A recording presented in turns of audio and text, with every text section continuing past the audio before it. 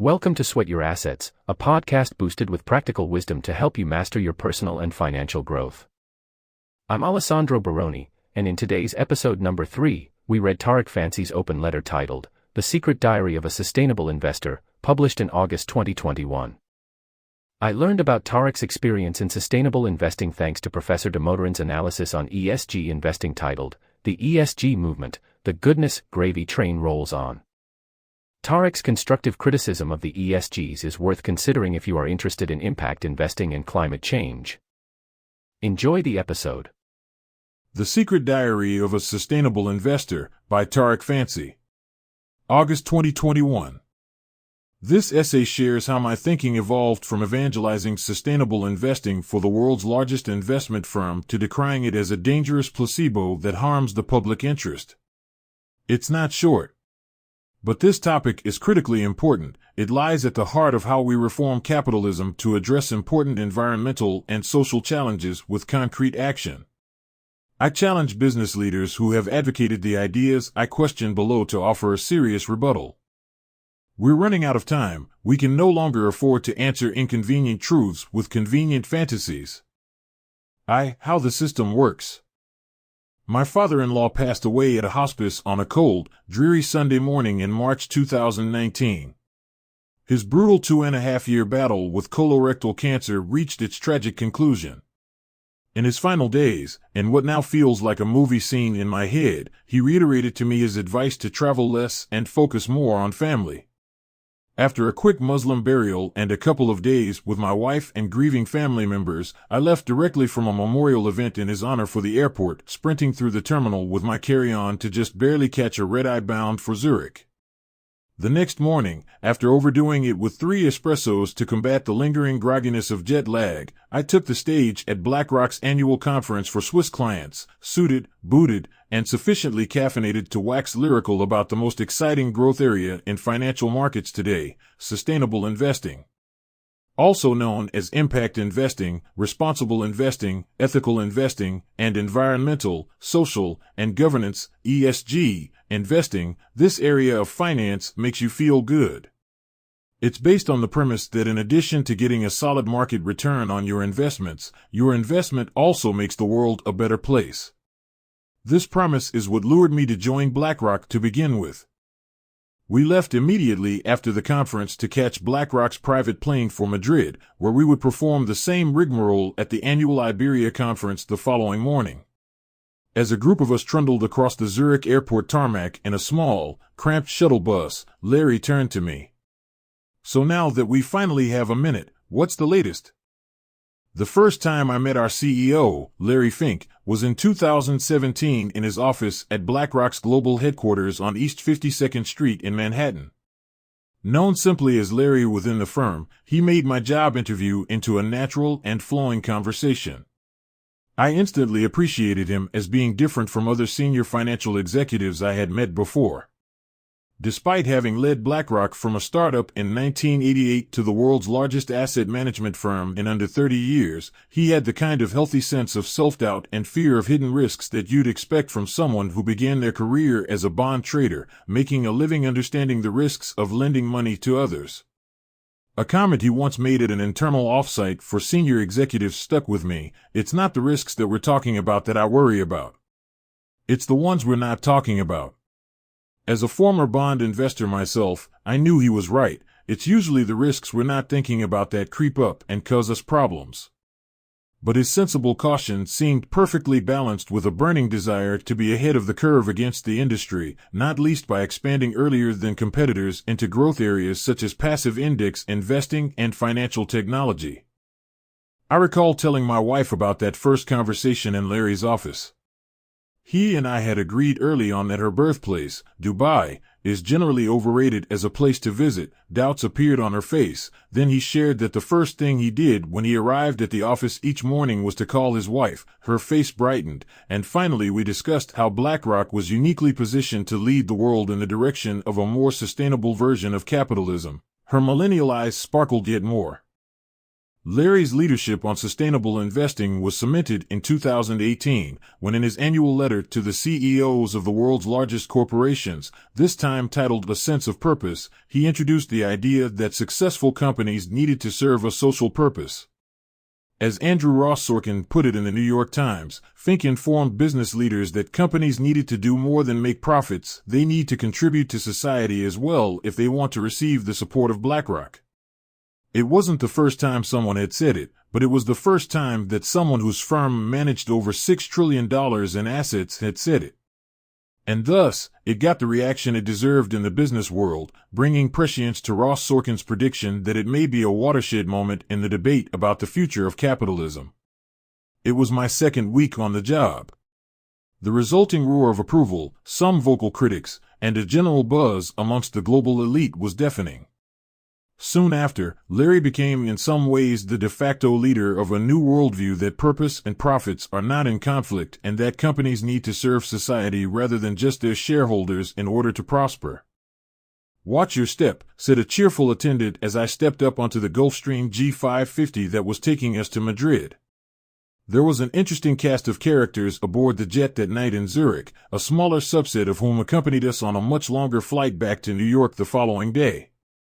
I chatted briefly with a former police officer turned security official who accompanied Larry on trips abroad. He calmly accepted his duty to take center stage amongst us boring suits in a casual area at the rear of the jet, telling a few animated war stories from his experiences in the aftermath of 9/11 before relaxing back into his seat, his body language making little secret of his preference for this cushier corporate gig. Sitting across from me was an executive from our London office who, after a few glasses of whatever was being served, embarked on a 15-minute diatribe to all within earshot against the totally clueless then-freshman Congresswoman Alessandria Ocasio-Cortez. "She's a complete idiot, she doesn't understand anything about anything." His English accent was so posh that it sounded almost luxurious. Somewhere in the front of the plane, Larry was trying to see if folks wanted to play bridge with him. Knowing nothing about bridge, I steered clear, but, given the palpable sense amongst those present that this was a way to get close to him, I wasn't surprised when one senior executive downloaded a How to Play Bridge iPhone app and began hurriedly cramming, as if preparing for a final exam. I'd arrived at this exact moment following what can only be described as a peculiar career path.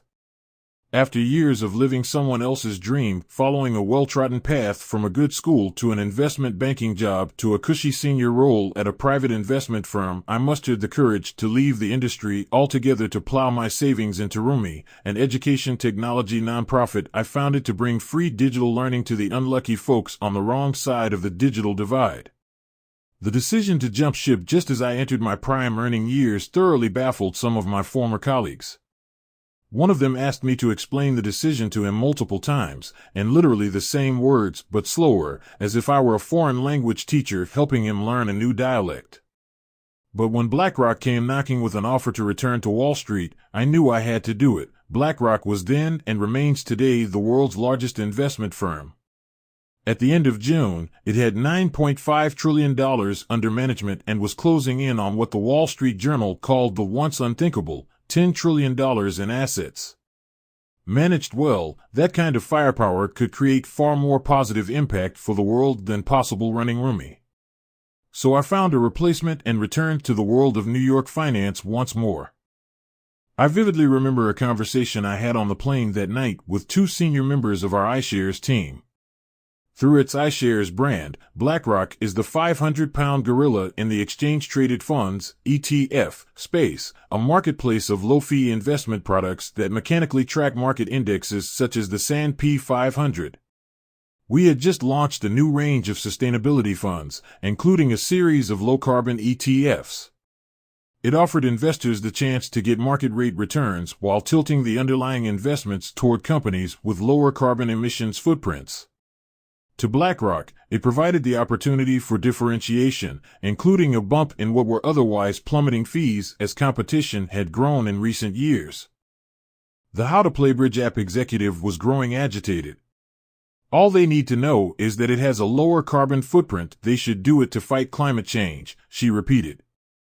Nodding approvingly, the second iShares executive, a sales guy from our Madrid office with a Mr. Incredible-like chin and a listless demeanor, agreed. My answer was too long and unclear. Asked a thoughtful question by a Swiss client on how these investment vehicles actually contribute to fighting climate change, I explained how high growth of these products might, in theory, find some way to indirectly increase financing costs for higher carbon-emitting companies, incentivizing them to lower emissions. But didn't you see the talking points? Insisted how to play bridge app, referring to a set of oversimplified bullet points I had not seen arrive in my inbox of overflowing and unread emails the day before. They made clear their view. The key to selling the product was to keep it simple, even if that meant glossing over how it directly contributed to fighting climate change, which was always hard to explain and at best a bit uncertain. I leaned back in my seat, my mind still switching back and forth between the quarterly sales targets that preoccupied my colleagues and the near day's worth of WhatsApp messages from family members that it suddenly occurred to me I hadn't even read yet. I reflected on my role and the impact I was having on the world.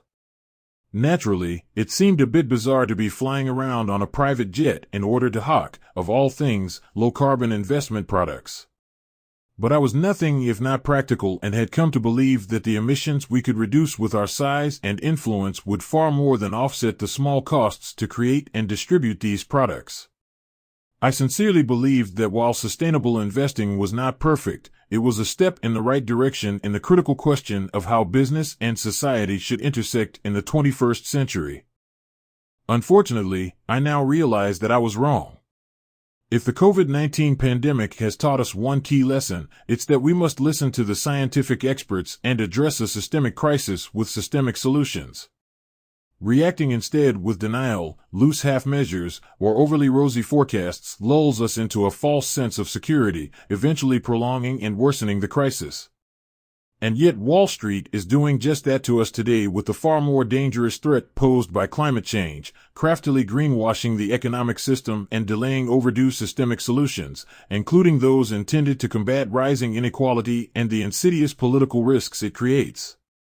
It's clear to me now that my work at BlackRock only made matters worse by leading the world into a dangerous mirage, an oasis in the middle of the desert that is burning valuable time. We will eventually come to regret this illusion. Is Sweden the future of sustainability? There is, of course, an opposite view to the private jets make sense school of thought in fighting climate change, best represented by Greta Thunberg. The Swedish teen activist has galvanized people worldwide with her direct and unrelenting moral assault on an existing generation of leaders who, in her view, cling to models of society and business that are destroying the planet. Unlike me, her transatlantic journey the same year to speak about fighting climate change was made on a sailing yacht. Even her detractors, some exist, concede that Thunberg is remarkable, a force to be reckoned with. Or, as a slightly drunk guy I met at a sustainability conference excitedly told me, just moments after introducing himself at the cocktail hour by explaining how his white privilege made him feel a need to give back to the earth, she's like the white Malala. It's little surprise that Greta and those in her age range might care so much. According to a recent study in the journal Proceedings of the National Academy of Sciences, barely livable hot zones may rise from 1% of the Earth today to 19% by 2070, leaving billions of people with nowhere to go. It's not that far away. In 2070 Greta will be only 67 years old. Sylvester Stallone was 6 years older than when he filmed his latest Rambo movie installment, Rambo: Last Blood. Yes, really, it came out in 2019. Judging by present energy levels, she'll not only be nowhere close to retirement by then but may live until close to 2100, at which point one study suggests higher temperatures in parts of India and eastern China will result in death even for the fittest of humans. Rambo presumably included. "We're so happy to have you here with us in Stockholm," said Clara Alderin, my liaison from the Hand-M Foundation, as she greeted me at a dinner the night I arrived. I was in town to attend the final ceremonies for an award I helped to judge, the Global Change Award, a set of cash prizes that the Hand-M Foundation gives each year to 5 global startups building fashion innovations for a more sustainable planet. Tall, blonde, and sharp-featured, Clara looked exactly what I was trained by 80s and 90s North American pop culture to expect all Swedes to look like. As she led me through a rooftop restaurant with gorgeous floor-to-ceiling window views on either side of central Stockholm, I noticed that she somehow managed to stop briefly and turn, make eye contact, and smile at the end of every sentence, some of which sounded like they were sung to me, all in perfect, unaccented English. I decided to work in sustainability after I went to Sri Lanka with the Red Cross.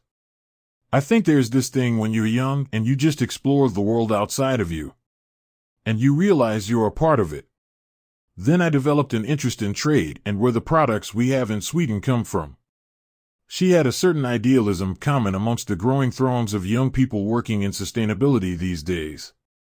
As the conversation continued at dinner, I noticed that her idealism was combined with Swedish common sense and level-headedness. We've all read the articles online about supply chain issues. It's very important that big companies do the right things. It's the only way we'll get the big change we desperately need. The award dinner was the following night at Stockholm's beautiful City Hall. A lavish affair, it involved dancers, performances, inspirational stories, and a host of other things that made us feel good that progress was being made against laudable goals, such as the United Nations 17 Sustainable Development Goals. A few young entrepreneurs heard I worked at BlackRock, and with Clara's help, hunted me down to pitch their business ideas to build a greener world. There was a bit of a buzz about the menu for the night, and I was told, with nervous anticipation and by more than one person, that we would be served the same dessert as the Nobel Prize dinner, held at the very same venue just 4 months earlier. Eventually, Clara introduced me to 2 sisters from Peru, whose startup was one of the competition's 5 winners. They had pioneered an innovative technique to build lab leather from Peruvian flowers and fruits, making it 100% vegan and biodegradable. In rusty and broken Spanish, I managed to agree with them that the dessert, some sort of chocolate soufflé, was unremarkable and never really stood a chance against the hype. There were lots of other winners, innovators, and experts all shaking hands, exchanging information, and discussing new ideas to build a more circular economy, one that eliminates waste and allows the continual use of resources, as opposed to our linear and unsustainable economic model today: make, use, dispose. I grew up believing that the warm feeling of saving the world generally only came through some level of selflessness and sacrifice, almost as a necessary cost, in line with the images of those supreme beings who had joined the Peace Corps and were in some faraway land working happily in the service of others. Yet it seemed that much of that same excitement and satisfying feeling of purpose was here too, in a chic venue with champagne and chocolate, and without quite as much sacrifice thanks to innovative new models of business, technology, and finance. Change was in the air, and at the center of it all it seemed that a large multinational company was leading the way to build a more sustainable future. Capitalism and basketball. In most Western countries today, it's hard to do anything in business and not hear about exciting new sustainability initiatives. They often seem to be defined most broadly as anything good for the world, whether contributing to the fight against climate change, diversity and inclusion initiatives, or philanthropic work. A host of organizations, conferences, industry bodies, data sets, standards, certifications, and yet more literature, both academic and marketing, has appeared in short order to surround this growing work. Many are meaningful and produce useful tools to help guide the direction in which we need to go as a society. A small minority of conferences seem to be mainly feel-good get-togethers for those looking for spiritual renewal. After the pandemic began, Nexus Global Summit, an organization that brings together social innovators, philanthropists, and impact investors globally, hosted the virtual session How to Be an Impact Investor During COVID-19 on a Monday. By Wednesday, the focus had shifted to Tiger King, the untold story and intimate conversation with Carol and Howard Baskin. But while some part of the discussion around business and sustainability seems a bit more about entertainment, most of it is increasingly serious and draws the top leaders from not just business but across civil society as participants and thinkers. Much of this growing unrest is simply a recognition of what we all know to be true: we need to change our ways. Other prominent CEOs have joined Larry in making this point more and more forcefully in recent years. Companies have a responsibility to use their innovation and agility to lead on the climate crisis, tweeted Tim Cook. The Black Lives Matter protests turned the focus to racial inequalities. It is my fervent hope that we use this crisis as a catalyst to rebuild an economy that creates and sustains opportunity for dramatically more people, especially those who have been left behind for too long, said Jamie Dimon, chairman and CEO of J.P. Morgan Chase. It seems that everyone agrees, it's now or never. This decade will make or break us on climate change alone, to say nothing of the risks of allowing racial and economic inequality to continue and even rise unchecked, so we need to do something about it. Understanding how the economic system works can be tricky, so let's use a simple analogy throughout this essay. Capitalism is like professional basketball. In capitalism, private firms compete with one another in fair and competitive marketplaces to maximize profit, all of which serves us, society, by fostering innovations and efficiency improvements that ultimately improve our lives and well-being. In basketball, players compete on a specially designed court to score points, all of which entertains us, fans, through a fair and highly competitive game that fosters the best showcasing of skills and inspiration. The scoreboard for the competition is clear and quantifiable for both profits in capitalism, points in basketball. In capitalism, the private firms that act as players in the marketplace are formed as legal entities to allow groups of us to work together toward a shared purpose, employing us in different capacities to contribute. To keep our basketball analogy connected, let's assume that the players on the basketball court are robots that are controlled remotely by groups of us fans sitting in the arena. Most of us work for different players, helping to control their various body parts, just as in the economy most people work in different functional areas of private companies. Senior managers, such as the CEO, control the player's brain and, thus, all major decisions on how those body parts are used. A high-quality professional game doesn't magically appear out of thin air. There's a league that helps arrange the venues, scheduling, manages and updates the rules and regulations, and employs the referees who enforce those rules of the game. No rules, no game, it's as simple as that.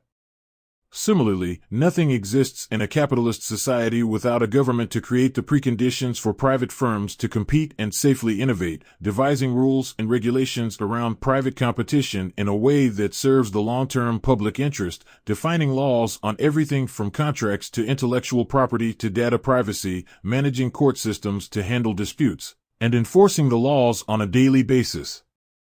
In other words, a competitive market, like a competitive sport, is based on rules. No rules, no game. In one case we pay the price of admission to the arena, in the other we pay taxes. Whatever we call it, in both worlds, we need to fund and staff the organizing bodies, without which none of this would be possible. This is where the basketball analogy gets interesting. Much of what people talk about in regard to making capitalism sustainable is related to what economists call externalities, side effects of specific business activities that affect all of us. They can be positive or negative. In the basketball example, think of externalities as things that are good or bad for the crowd but don't register on the scoreboard.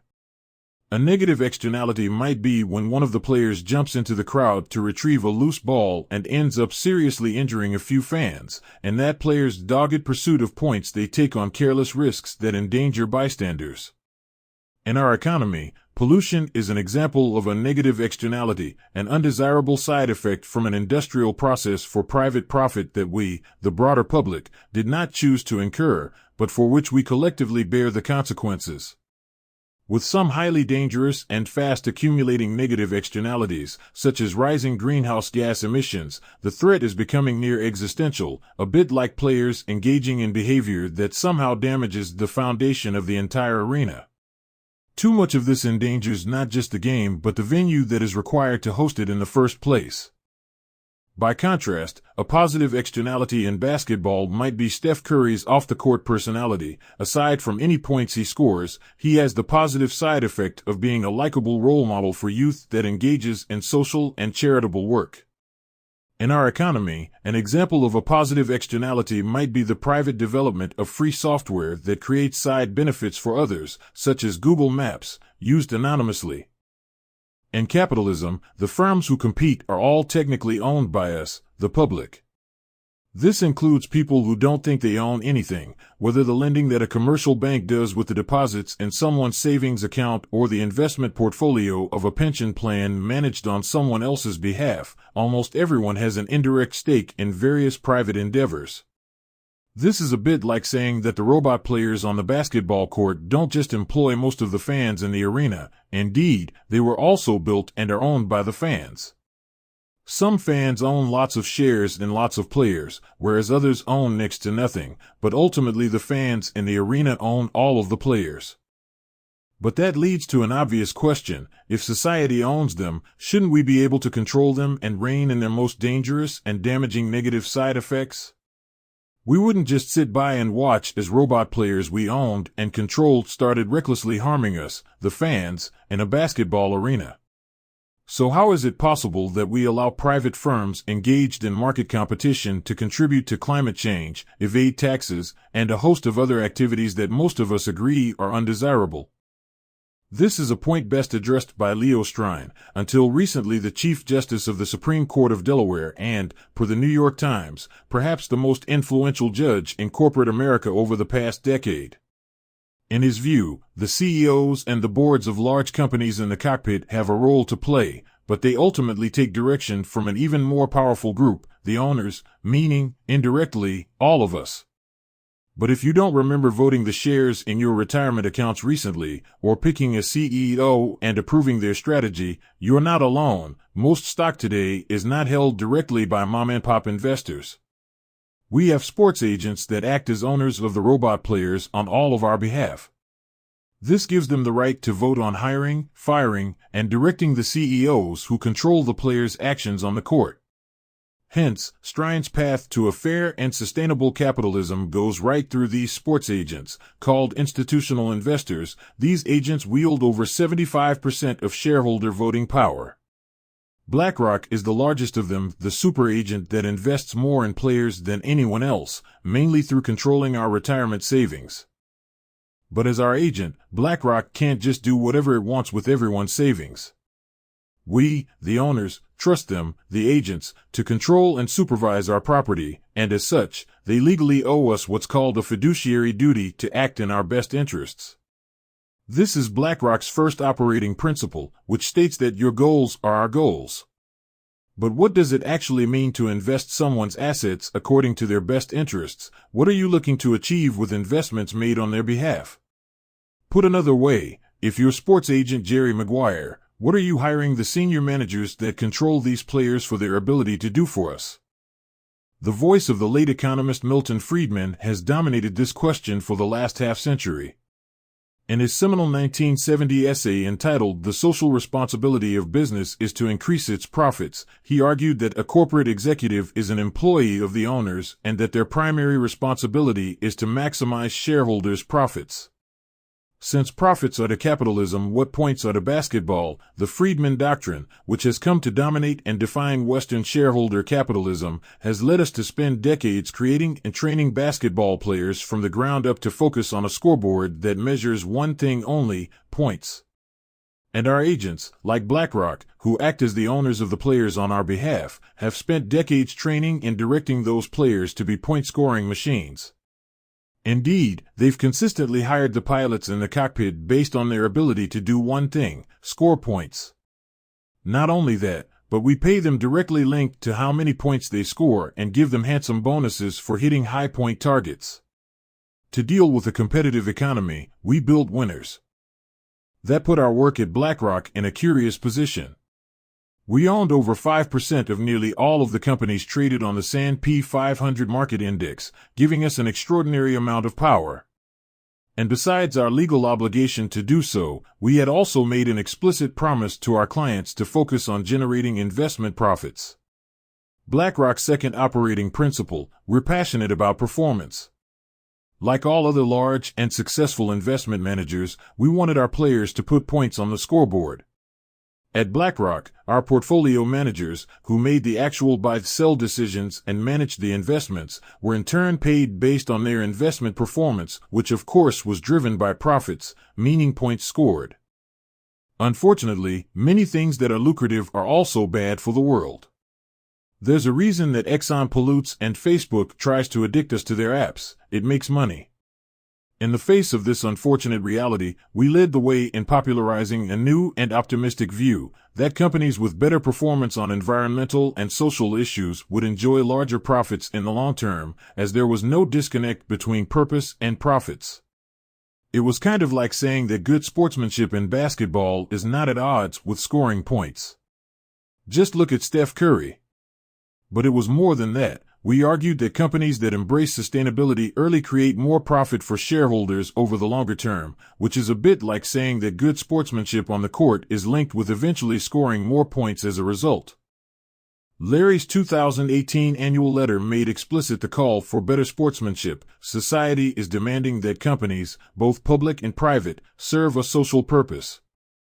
After that letter put Larry at the center of a new way of thinking about business, those in the sustainable finance space awaited his subsequent letters like fans awaiting their favorite artist's new album to drop. In 2019, it was Profit and Purpose, in which he argued that wrenching political dysfunction meant that companies needed to step into the void to serve society. And in 2020, it was the fundamental reshaping of finance, in which he argued that climate risks would turn financial markets upside down. This past January, he doubled down, arguing in his latest letter that the COVID-19 pandemic has presented an existential crisis that has driven us to confront the global threat of climate change more forcefully and to consider how, like the pandemic, it will alter our lives. His annual letter has become such an event in the industry that the 2019 version was spoofed by an environmental activist group whose fake letter and website was so convincing that London's Financial Times newspaper first carried and quickly retracted a story about it. Larry said in an interview that he feared a severe backlash for his 2020 letter on climate risks. Instead, like its predecessors, it was well received, so much so that Bloomberg even wrote an article on Larry's sartorial nod to a warming world, cooing that his climate data-themed tie at Davos signaled that his newfound commitment to putting sustainability at the center of his strategy extends to his wardrobe. To my knowledge, Greta Thunberg hasn't yet added a sartorial front to her war against rising emissions. The cloudy linguistics of sustainable investing. Sustainable investing is a confusing area of finance that often means different things to different people. Most of the time it means building investment portfolios that exclude objectionable categories, such as divesting of fossil fuel producers in an apparent attempt to fight climate change. Unfortunately, there's a difference between excusing yourself of something you do not wish to partake in and actively fighting against something you think needs to stop for everyone's sake.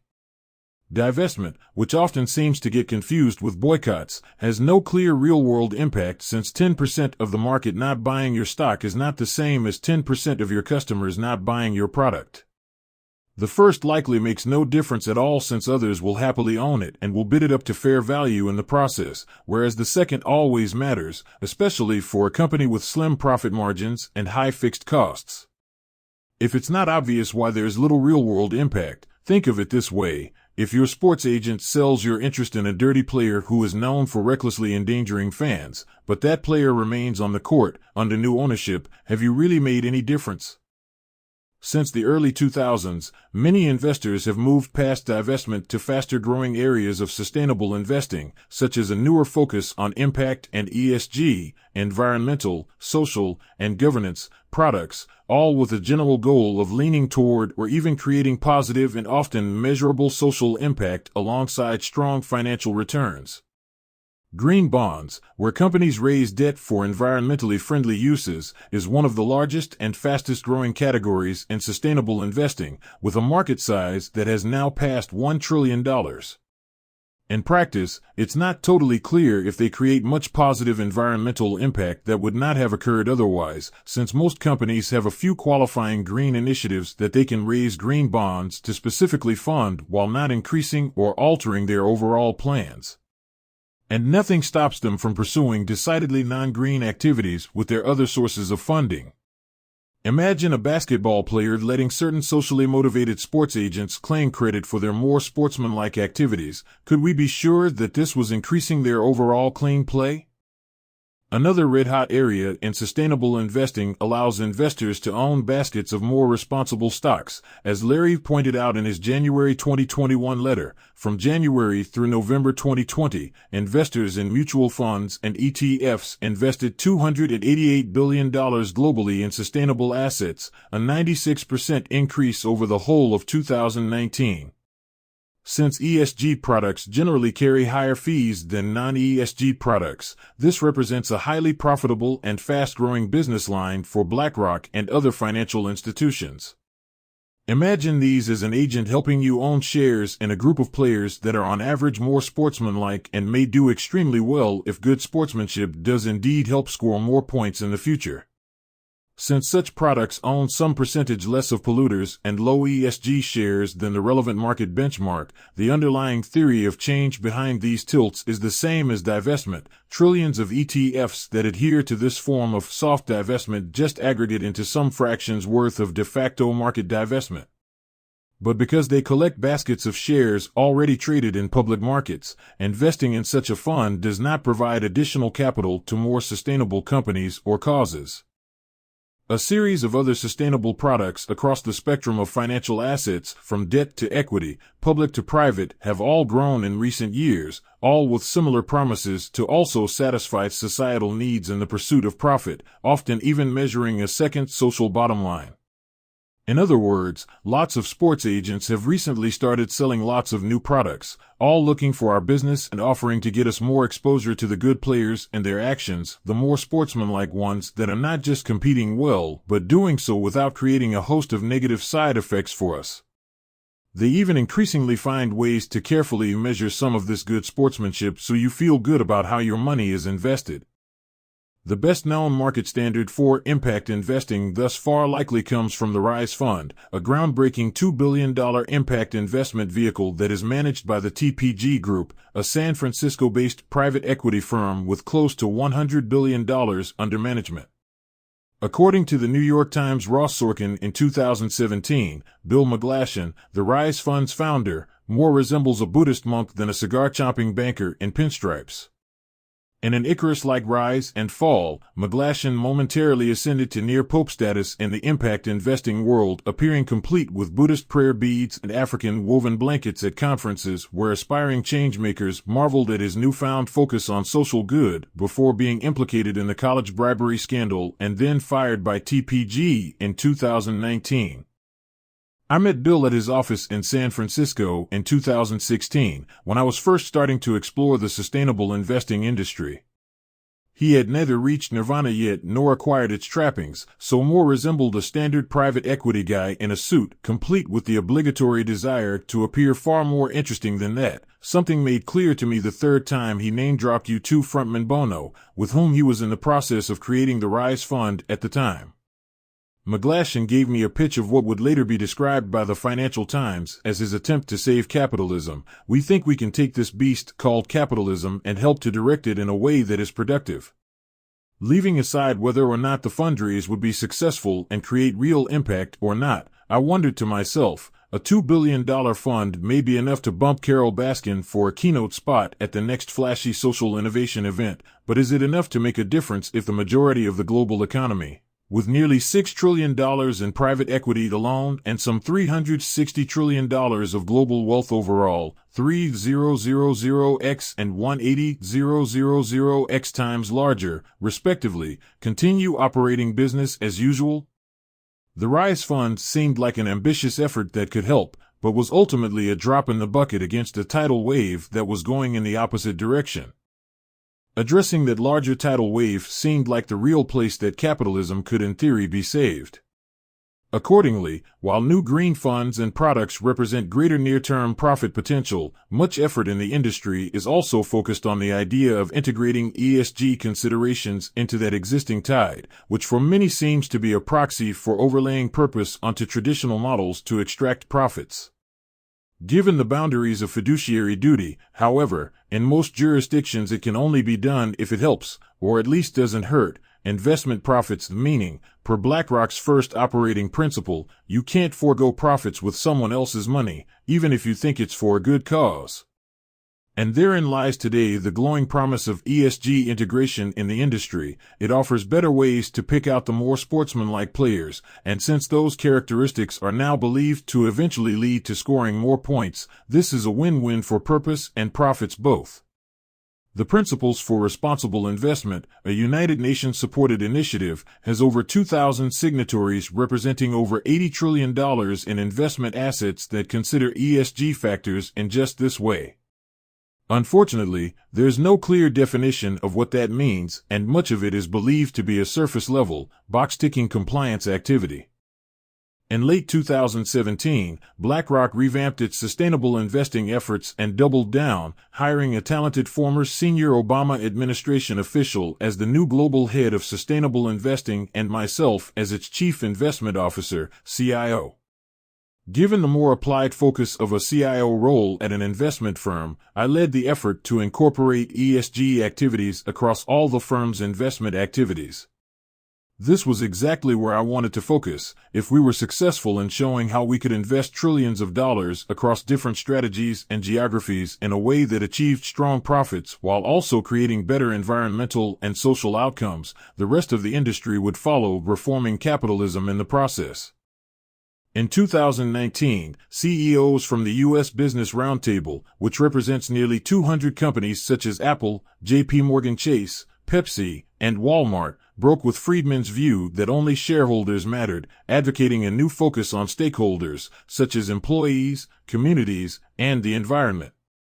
This was a bit like the NBA Players Association releasing a statement that it was no longer enough to put points on the scoreboard. Players now committed to consider other things too, like the safety of the fans. The New York Times' Ross Sorkin gave us another round of applause, declaring that Larry deserves to be doing laps for putting these ideas into his annual letters years ago, when some of those who signed Monday's statement laughed at the idea. We had started a trend.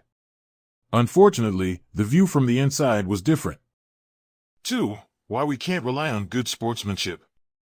Trying to figure out whether a company's good environmental and social deeds actually translates into financial profits is a bit like trying to figure out how much purpose and profits truly overlap, which is a bit like trying to figure out if a morning coffee is healthy or not. The more work you do, the more confused you end up. I began really digging into the research when we were looking to hire a head of ESG research. The fundamental question is around whether or not better ESG performance creates better shareholder returns, which is the finance industry's jargony way of asking whether being a responsible and good corporate citizen truly helps profits or not. Does good sportsmanship actually help basketball players score more points? Some say that ESG helps profits, some say it doesn't, and while for many researchers the views often seem predictably aligned with their existing political preferences, financial firms seem mostly in a race against one another to declare that ESG, like anything with the word sustainability in it, is good for business. Of course we're doing it, everyone is. Adding to the general sense of confusion, for the most part they compare financial performance to widely varying measurements of environmental and social performance. Often, everything ranging from levels of greenhouse gas emissions to supply chain labor standards and the diversity of the board of directors is mashed into a single ESG score for a company, which serves as a quick and convenient measure of corporate virtue. I met Inessa Liskovich when she interviewed for our open research role. A Princeton and MIT trained economist, she had studied ESG and was looking to leave academia. Besides being super smart, both analytical and quantitative, yet also right-brained enough to know the right questions to ask of the data, she was also refreshingly candid, highlighting the uncertainties and conflicting theories in the space. As we chatted, it started to become clear to me why studying ESG was becoming so popular at universities. Many researchers are personally willing to spend money and invest in companies that are responsible, so they want to think about how it scales up more broadly and what it means for the market. Since you generally can't publish in academia a conclusion that there's no real connection between causes and effects being studied, this meant more researchers with an incentive to find something, meaning for the most part highlighting specific, small ways that ESG may be good for long-term profits. The motivations were pure, to encourage businesses to be more responsible. Still, Inessa gave a sober and honest analysis about whether ESG and being responsible really generated investment profits. Does it actually make returns higher? Unclear, totally unclear. She floated the idea of it being what economists call a luxury good, something that does really well when people have money, and they love to spend on it because it makes them feel good, but it kind of goes away a little bit when there's less. In the end, she didn't really come out strongly for or against. I think that there are a lot of unknowns in the space. It's super young. Unfortunately, ESG data was also generally unreliable and the ratings were everywhere. A Wall Street Journal headline at the time pointed out that whether Tesla or ExxonMobil is more sustainable depends on whom you ask. To help sift through the data issues, many academics offered their services to us. And why not? There was money available from the private sector to jointly study sustainability issues. I can't remember seeing any such studies that were not pro-ESG. The story was always the same, that being a good corporate citizen was good for business, so obviously a no-brainer in this new era of social purpose. After reading a few pro-ESG papers whose methods and conclusions I found rather dubious, something occurred to me: there's always money to be made from telling people what they want to hear. It was also interesting to see more grizzled, veteran investors whose principles I had learned and applied earlier in my career express far less enthusiasm for sustainable investing. Warren Buffett is famously skeptical about ESG, saying last year that companies should prioritize shareholder value over social causes, and pushing back against pro-ESG shareholder resolutions at Berkshire Hathaway's annual meeting this year. My work in technology with Rumi had brought me closer to the musings of Marc Andreessen, the famous technology entrepreneur and investor, whose impressively egg-shaped head produces many thoughtful musings, one of which was apparently that impact investing is like a houseboat, not a very good house, not a very good boat. It's unlikely they're greedy or blindly pro-business. Andreessen and his wife are active in philanthropy, and Buffett has pledged to give away over 99% of his wealth. In fact, in 2011 Buffett wrote an op-ed demanding the government raise his taxes entitled "Stop Coddling the Super Rich."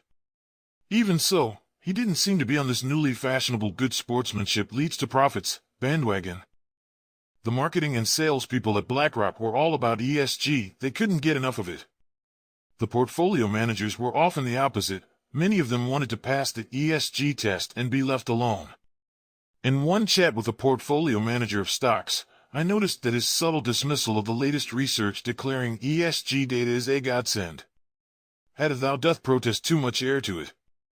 It wasn't hard to guess why. Besides a few specific areas such as risk, they generally didn't have other parts of the firm politely insisting that they please consider this important data set they hadn't considered all that much before. The portfolio manager's view was that they're already focused on performance since it usually determines their compensation, so if ESG information was truly useful they'd use it without being asked. As a result, the internal dynamics at BlackRock felt a bit like sports agent Jerry Maguire telling himself and others that good sportsmanship is important, and then the part of his brain that actually makes the decisions on who to invest in and put on the court focusing almost entirely on who scores the most points and wins the most games. Sustainable investing, minus the investing. According to Wikipedia, Benjamin Yeo is a British-Chinese playwright.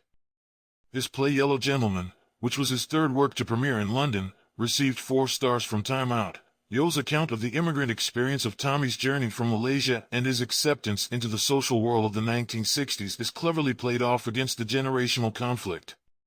According to LinkedIn, however, Benjamin Yeo is a senior PM at RBC Global Asset Management in London.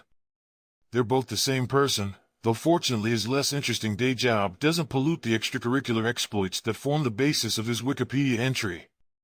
We manage global equities in an integrated ESG fashion, or whatever you want to call it, he told me when we first met in London. This is a set of complicated sustainability trade-offs. I found him almost by accident. After meeting an asset and reviewing the research, I started developing a thesis that stale accounting standards were obscuring the value of ESG to profits. Through a Google search, I landed on Ben's blog. It seemed that he was the only other person thinking about ESG the same way as me. My unsolicited email to him resulted in a lunch meeting at a fancy Peruvian restaurant steps from our European headquarters near Bank Station in London. ESG screening is probably going to remain a minority sport, he remarked as the server put down plate after plate, having advised us clueless non-regulars down a path that unsurprisingly involved ordering enough to feed us for days. Whether structured or unstructured, you could call it another data set. His thoughtful, measured approach contrasted considerably with much of the cheerleading. Hearing about ESG as another data set was somehow less exhilarating than I was used to hearing. But what about the purpose? He finished with an anecdote that caught my attention. At a high-profile responsible investing conference a few years ago, he was on a panel on ESG investing and happened to ask the audience a question. How many of you have actually made a professional investment? No reaction. He piped in again. I mean, as in, has anyone here ever made a purchase of shares on behalf of a client? For a few $1 million at least? Nothing. No hands from his co-panelists. Nor the audience. He was the only one in a room of around 100 people. It was like a software developer at an ethical programming conference suddenly realizing that no one else in the entire auditorium had ever written a line of code before. On the panels and in the policy area, there are few investors. In the early days, many ended up in the area by accident rather than by design, and while not investment trained, saw it was growing fast and had a feel-good factor, and decided to stay. But they're not investors or much interested in that, and they're sometimes not really motivated that much by values either. I met Ben half a year into my tenure at BlackRock, just as I was really beginning to discover the difficulty of my task. Most of what the ESG cheerleaders wanted to believe should matter for portfolio managers did not matter in reality. It was no one's fault. The reality is that much of what matters to society simply doesn't affect the returns of a particular investment strategy. Often this is because of the timeline of the underlying investment. Many strategies have a very short time horizon, meaning that longer-term ESG issues aren't particularly relevant. Sometimes there are debt strategies that have various insurance and protections, and aren't concerned with a period beyond the debt's maturity date anyway. Most often, costly and long-term sustainability-related investments are uncertain and take a while to bear profit potential, assuming there is any. And every so often, it's hard to even understand what good sportsmanship could possibly mean. How do you evaluate ESG for Treasury inflation-protected U.S. government bonds, and how does that have concrete value to investing, much less the world? Like a vulture investor in a come-by-a shop. Quickly parsing the hype surrounding purpose and profit was a bit easier because I learned to invest in the distressed investing field. Distressed investors, also sometimes called vulture investors and grave dancers, spend lots of time digging through lots of stale and irrelevant information to find hidden value in struggling or bankrupt companies. They also tend to get lied to a lot and see a lot of acrimonious situations, making them rather skeptical by nature. It was a mindset I learned well earlier in my career while at MHR Fund Management, whose founder, my old boss Mark Rachesky, had been billionaire corporate raider Carl Icahn's CIO in the 1990s. Distressed investors are generally considered aggressive activists in pursuing their goals through legal means, shareholder votes, creditors' committees, and pretty much any other tools at their disposal. When I lived in that world, we regularly locked horns with our competitors. We were once sued by hedge fund Third Point after it objected to a deal that we made with the management of a company in which we had a controlling interest, arguing it unfairly treated minority shareholders. The day the deal was announced, Third Point's founder, Dan Loeb, called our office and got a 25-year-old receptionist. After ensuring that she had a pad and paper ready to transcribe a message for Rachesky, he slowly spelled out, "Please tell him that the next time you fuck minority shareholders in the ass, use lubrication." Prior to joining MHR, I was at the investment bank Credit Suisse, where I first got to know Rachesky and his then right-hand man, Hal Goldstein, a former bankruptcy lawyer who had also worked with Icahn. The banker running the deal allowed me, a lowly analyst, to deal directly with the client, a rarity at the time. Although we had little in common on the surface, I was a single analyst in my 20s, he had 6 kids and would leave early on Fridays to observe the Sabbath. I got to know Hal well enough that we soon shared inside jokes, including an interest in rap music. In a joke I figured he'd understand based on our last conversation, I once left a clip of a profanity-laden portion of Tupac's song hit him up on his voicemail. I immediately panicked afterward, convinced I had committed the cardinal sin every investment banking analyst from that era knew to diligently avoid showing impertinence, and was going to be reprimanded, even fired for doing this to, of all people, an important client of the bank. Instead, MHR eventually hired me. As I toiled desperately to make the investment mechanics of achieving both purpose and profit meet the world's lofty expectations, I would remember the things that Hal taught me over the years. Investment after investment was the same type of thing. Tough scenarios where the rubber was hitting the road and companies had to make difficult decisions. It was like judging if players are clean or not based on what they actually do during the fourth quarter in close games, rather than what they say about the importance of showing good sportsmanship in pre- and post-game interviews. I reached out to Hal to see if his instincts remain the same today. My dogs are sitting here eating grass and pissing all over the place. Reached by Zoom in his backyard, he pointed to a Maltipoo chewing on a bone. His name is Sparky. With a careful, lawyerly diction he slowly enunciated the next bit. He is difficult. At best. He paused and reflected a bit more. But cute.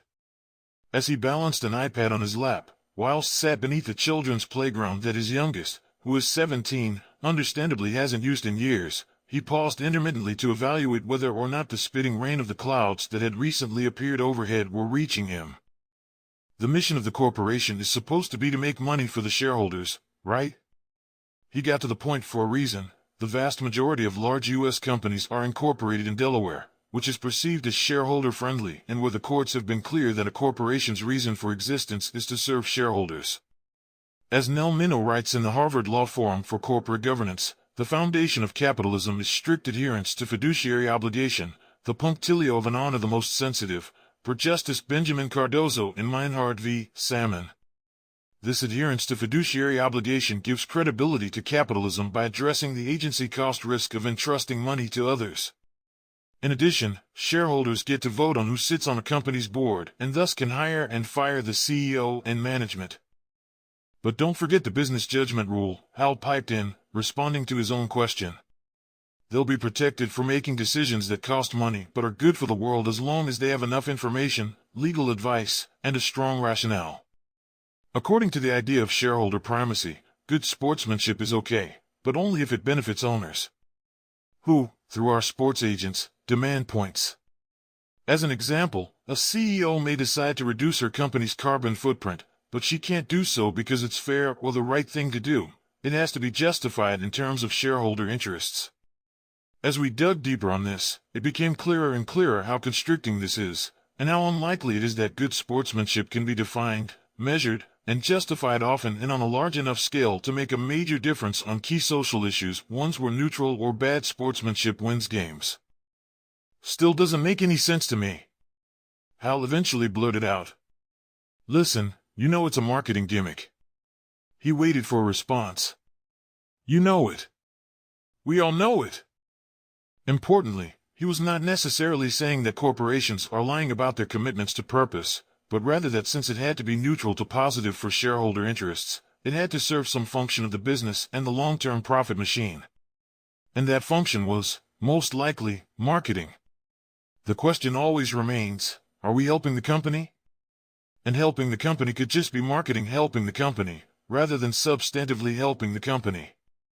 Or substantively helping the world. Is that enough of a reason? I would think the answer is yes. If the CEO says he wants to give money to a fashionable cause, and the marketing people say that it'll be great for our company's image, isn't that all you need as a director? While the business judgment rule gives them space to make decisions that aren't profitable in the short term, such as investing in long-term environmental initiatives or raising wages, there's a limit to how far that will go before the exposure to overstepping vexes even the most socially minded public company CEO, who anyway is personally incentivized to maximize near-term profits.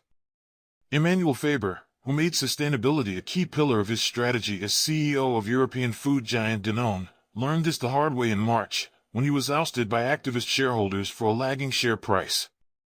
As Minow points out, capitalism is named after the providers of capital, i.e., the shareholders, for a reason. The business judgment rule gives some room, but not nearly enough to pursue society's objectives at the speed and in the magnitude required to solve some of our greatest challenges. Let's take a step back and summarize where we are. Players have collectively engaged in forms of dirty play for decades because it scores points and wins games. The rules generally haven't changed. In most such cases, dirty play can still help maximize points, and players remain under strict instructions to score points and only partake in good sportsmanship insofar as it contributes to, or doesn't detract from, the scoreboard. And on top of that, they're exceedingly focused on the short term. Think, today's game, a time horizon for which few believe that good sportsmanship has much of a link to points. None of this sounded to me like a good setup for success. Do purpose and profit really overlap? Think of purpose and profit as represented by two separate circles in a Venn diagram. Where the circles overlap, it shows areas where doing the right thing is also profitable. Unfortunately, where they don't overlap, most large companies have little concrete interest. I once sat in a small, near 2-hour diversity and inclusion session for financial executives that was chaired by Ana Botín, chairman of the nearly $2 trillion Santander Bank and scion of the Botín family that has controlled Spain's largest bank for generations. There was extraordinary enthusiasm for gender-related issues. "It's about time that we afforded equal opportunities to women in the industry," exclaimed one executive, quite rightly. We all nodded our heads. Executives from the other major financial firms were assembled around a beautiful boardroom table on a high floor of Santander's Midtown Manhattan headquarters, and one by one they all chimed in. All in favor, of course, and all stressing correctly why it made good business sense. Most were older than me, and seemed to now truly believe what they were saying, unlike what I had heard murmured at the obligatory checkbox diversity sessions that were crammed into my investment banking analyst training program 20 years ago. By the time the fourth person at the table excitedly made the same point in different words, that gender-related diversity issues were now very clearly good for business because 50% of the population demanded it and the other 50% had apparently just discovered that they have mothers, sisters, wives, and daughters, something suddenly occurred to me. What about causes that were similarly just but did not happen to also be profitable? I took part in lots of diversity and inclusion, D&I, events and activities at BlackRock. They always included large numbers of younger, junior employees, most of whom, it seemed to me, were motivated to support D&I primarily because they felt it was a symbol of the just and fair society they wished to live in, not because it was profitable. How would they react to the notion that many D&I initiatives they believed in, such as support for the inclusion of marginalized racial minorities, might be de-emphasized if and when they didn't seem to also be quite as good for business? Are important social imperatives best left to companies to manage if they only care about purpose when it happens to overlap with profits? It was also becoming clear that the degree of overlap between the purpose and profit circles was less than I had expected, or could possibly justify the widespread hype. As I moved through meetings with senior managers across the firm to explore how ESG data could improve their investment processes, I saw firsthand that for most investment strategies only a few ESG issues concretely mattered. It sometimes depended on the location. Having an animal rights controversy is worse if you're based in California than if you're based in China. Some things are only important when public attention is squarely focused on them. Think of how the #MeToo and #BlackLivesMatter movements have elicited hurried responses from companies acknowledging shortcomings in their D&I efforts. And a number of promises that have not been met yet. The idea of fickle public attention to preserve society's long-term interests is a prospect that should alarm us all. Will voluntarily engaging in good sportsmanship be something we can rely on players to keep doing when the spotlight moves onto other issues and the overlap with profit thus recedes? And is a depressing social media feed rife with constant controversy and boycotts the best way to ensure that companies do the right thing? Do you really want your banker redesigning society? He sounds a bit like Notorious B.I.G., I remarked to the head of fixed income. We were in the private area of a restaurant in Tokyo that night, having dinner with our board of directors at the end of a long day of meetings and presentations. SoftBank's CEO Masayoshi Son, who was friendly with Larry and our president Rob Capito, joined us for the dinner. Asked by Larry and Rob to say a few words, he stood in the front of the room and launched into a rambling 45-minute discourse that was shockingly immodest. Larry was wrong, they're not above 50%. My returns are above 60%. He exclaimed, pausing either for effect or because he expected others to laugh politely in response. As he rhapsodized about the supposed returns of his $100 billion vision fund and its groundbreaking fundraise, I told Nikesh on the plane to the Gulf that 30 is not worth the effort, it must be 100. I looked around the room and reflected on the whole proceedings. Across the table from me was Bill Ford, CEO of private equity firm General Atlantic and a BlackRock board member. He had a quizzical look on his face. Those returns are all unrealized, he grumbled under his breath, presciently noting that until you've sold your investment in WeWork, valuing it at the same level that freewheeling founder Adam Neumann sold it to you, it may not be wise. For my part, one was more consumed by two rather different observations. the first narrow and intriguing, the second broad and weighty. First, I was slightly surprised that Son's rambling remarks had enough braggadocio to compete with the lyrics of Biggie's One More Chance, even accounting for the fact that Rob had, when introducing him, wryly acknowledged that meeting for drinks before dinner may not have been the best decision. Second, and more importantly, I started to reflect on the weight of the things being discussed by this small group of the world's most powerful people. Earlier that day, during our board meetings at the gorgeous Shangri-La Hotel in Tokyo, we presented our strategy to an impressive group, a snapshot of the Davos elite. Philip Hildebrand, who served as head of the Central Bank of Switzerland until a scandal surrounding his wife's conveniently timed currency trades in 2012 forced him out and into safe hands as vice chairman at BlackRock, beamed proudly as we presented our strategy and achievements to date.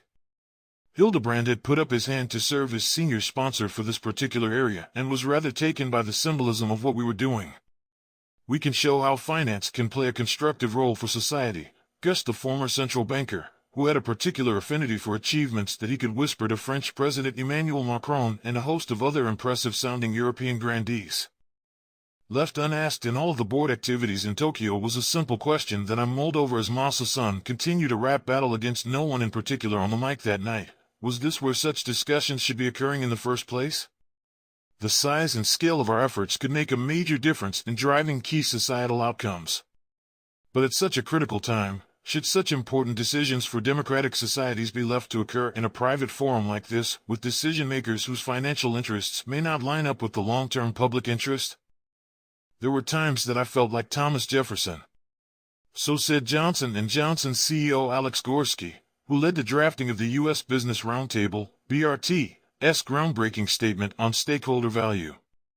It's easy to understand why he felt that way, given the weight of such lofty words about the future direction of not just business, but indeed society in general. But not enough people have asked a simple question: does it make sense that a CEO should feel like a famous U.S. president? Only one of them is elected by the people, after all, unless by the people we somehow mean voting shareholders of Johnson & Johnson. This difference might help explain why the BRT's social aspirations seem rather far off reality. As Anish Raghunandan and Shiva Rajgopal point out in the paper, do the socially responsible walk the talk, relative to their peers? Publicly listed BRT signatories report higher rates of environmental and labor-related compliance violations, pay more penalties as a result, and spend more on lobbying policymakers. BRT signatories have been lobbying actively in recent years against a price on carbon, the elimination of tax loopholes, and a number of other initiatives designed to fight climate change and rising inequality. And a new report last September confirmed that since the global pandemic began, BRT signatories have proven no better than anyone else in protecting jobs, workplace safety, and labor rights, or doing anything to redress racial inequalities. None of this should really come as a surprise, especially to the signatories of the BRT statement.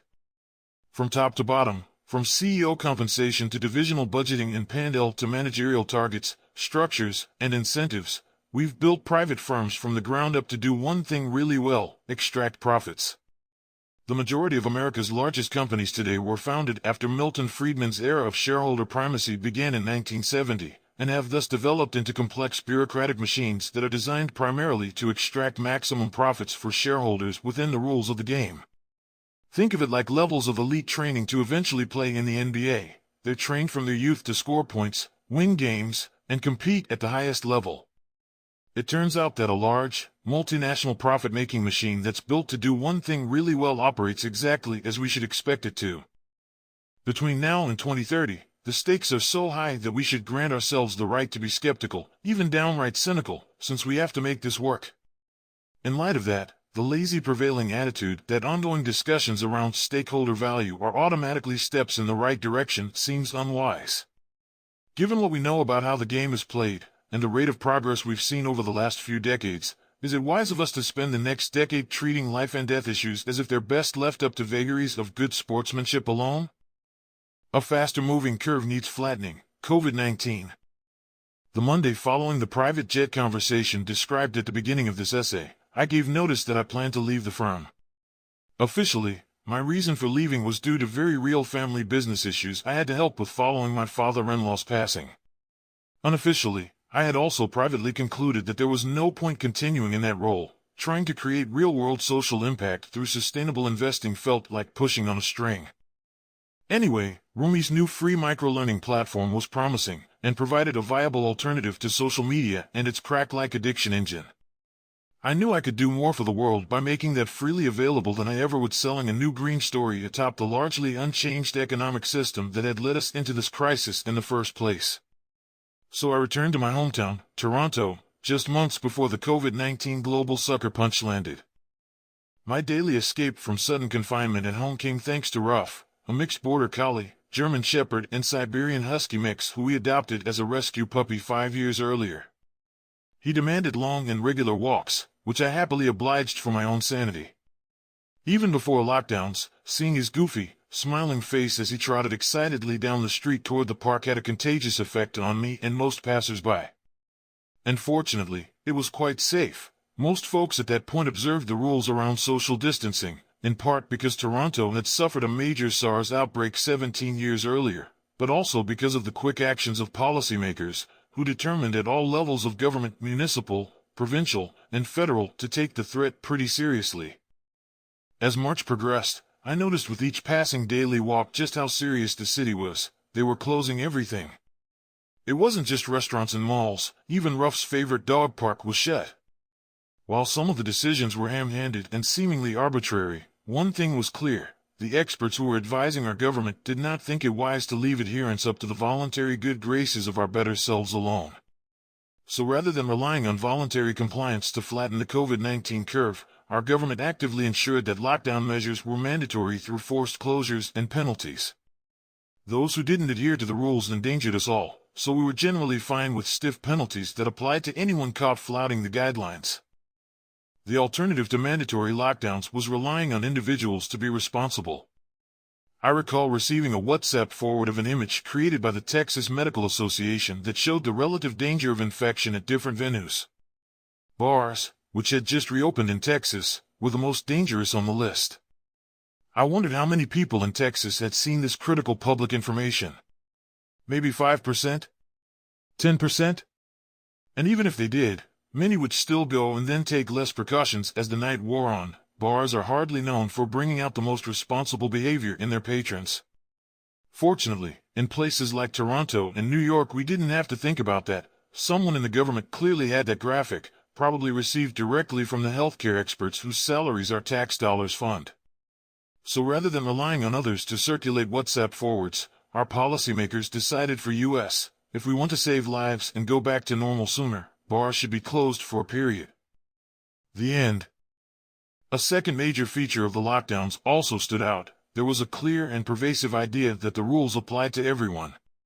People were generally quick to realize that health can rapidly switch from an individual pursuit to a public project, meaning we all need to work together on it, no exceptions.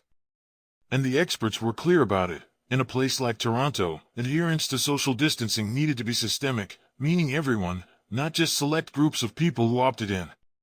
A friend told me that she saw a pregnant woman getting a ticket for sitting on a park bench, which apparently counted as prohibited use of a park amenity. Much as that struck me as excessive, what occurred to me next is probably what also occurred to everyone else in the city of Toronto who heard it and was not pregnant. If the city isn't making exceptions for pregnant women, then there's no way in hell I'm getting away with it. The COVID-19 response in Toronto was far from perfect, but for most of the pandemic it wasn't bad, and it helped us flatten the curve enough in the first and second waves that we could both save lives and also safely reopen parts of the economy sooner. Little to none of it was political. The elected leader of the province, Conservative Party leader Doug Ford, who the New York Times called a Canadian Donald Trump in a headline in 2018, was quick to accept the need for lockdowns in early 2020. He made social distancing measures systemic and mandatory rather than individual and voluntary, and called anti-lockdown protesters a bunch of yahoos. The benefits of a top-down approach led by government are worth it for the saved lives alone. A study on wearing masks concluded that mandatory mask wearing in the United States could have saved 40,000 lives in just the months of April and May 2020 alone.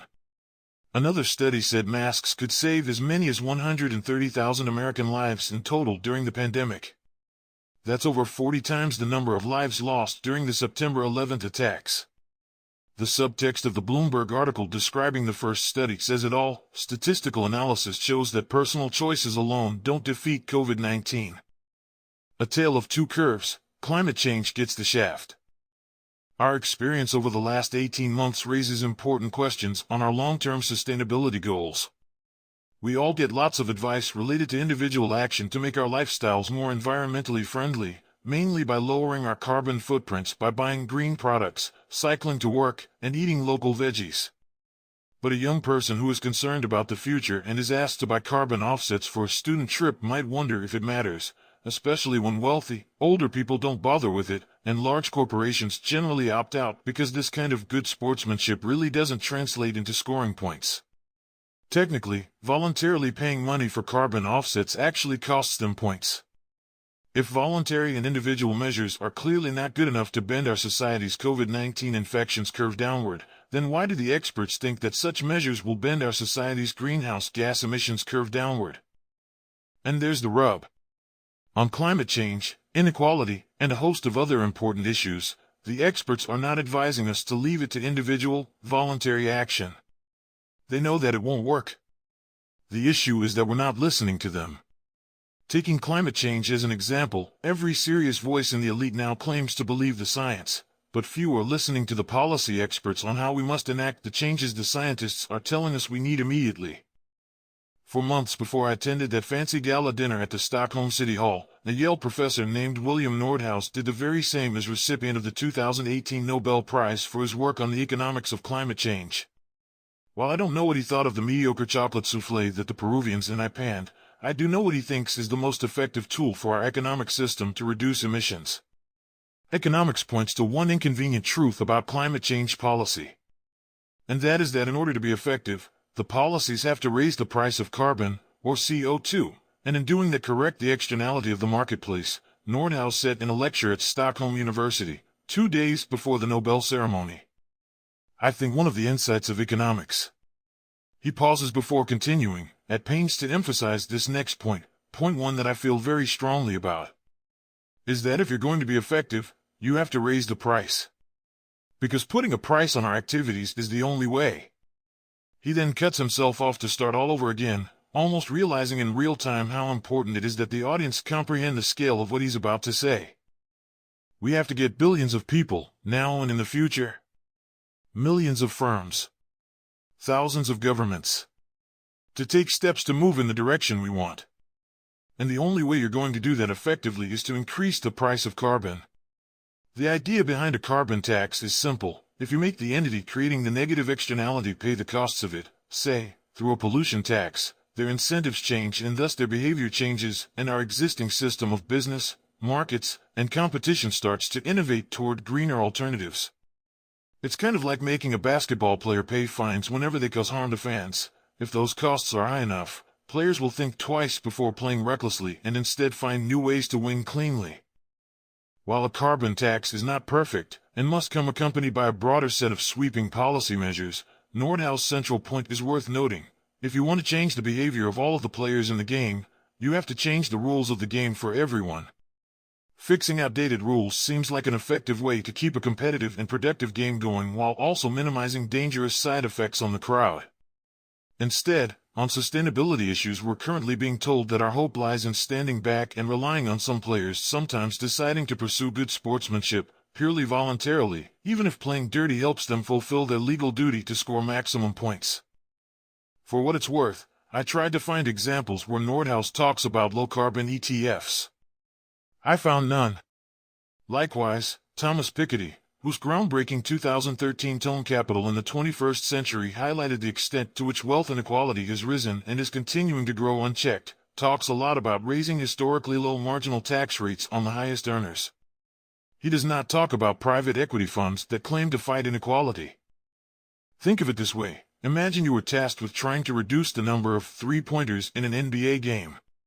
Would you ask players to do you a favor and try shooting from a few inches behind the line because you don't want to bother repainting it? Or just move the three-point line back by a few inches? It's safe to say that only one of those will work in the fourth quarter of a competitive sports game, since in that situation only points win games, and players are legally obligated and financially incentivized to score points. and no additional points are awarded for playing nice. I suspect that this is what it's often like for a CEO trying to hit quarterly earnings targets, in a capitalist system that has become excessively focused on short-term quarterly profit performance at all costs. They feel pressure to score a certain number of points in order to win against expectations for the quarter, a pressure that is then pushed down through the systems they manage. That's why experts like Nordhaus are telling us that the league needs to change the rules in order to change the behavior of the participants in the system.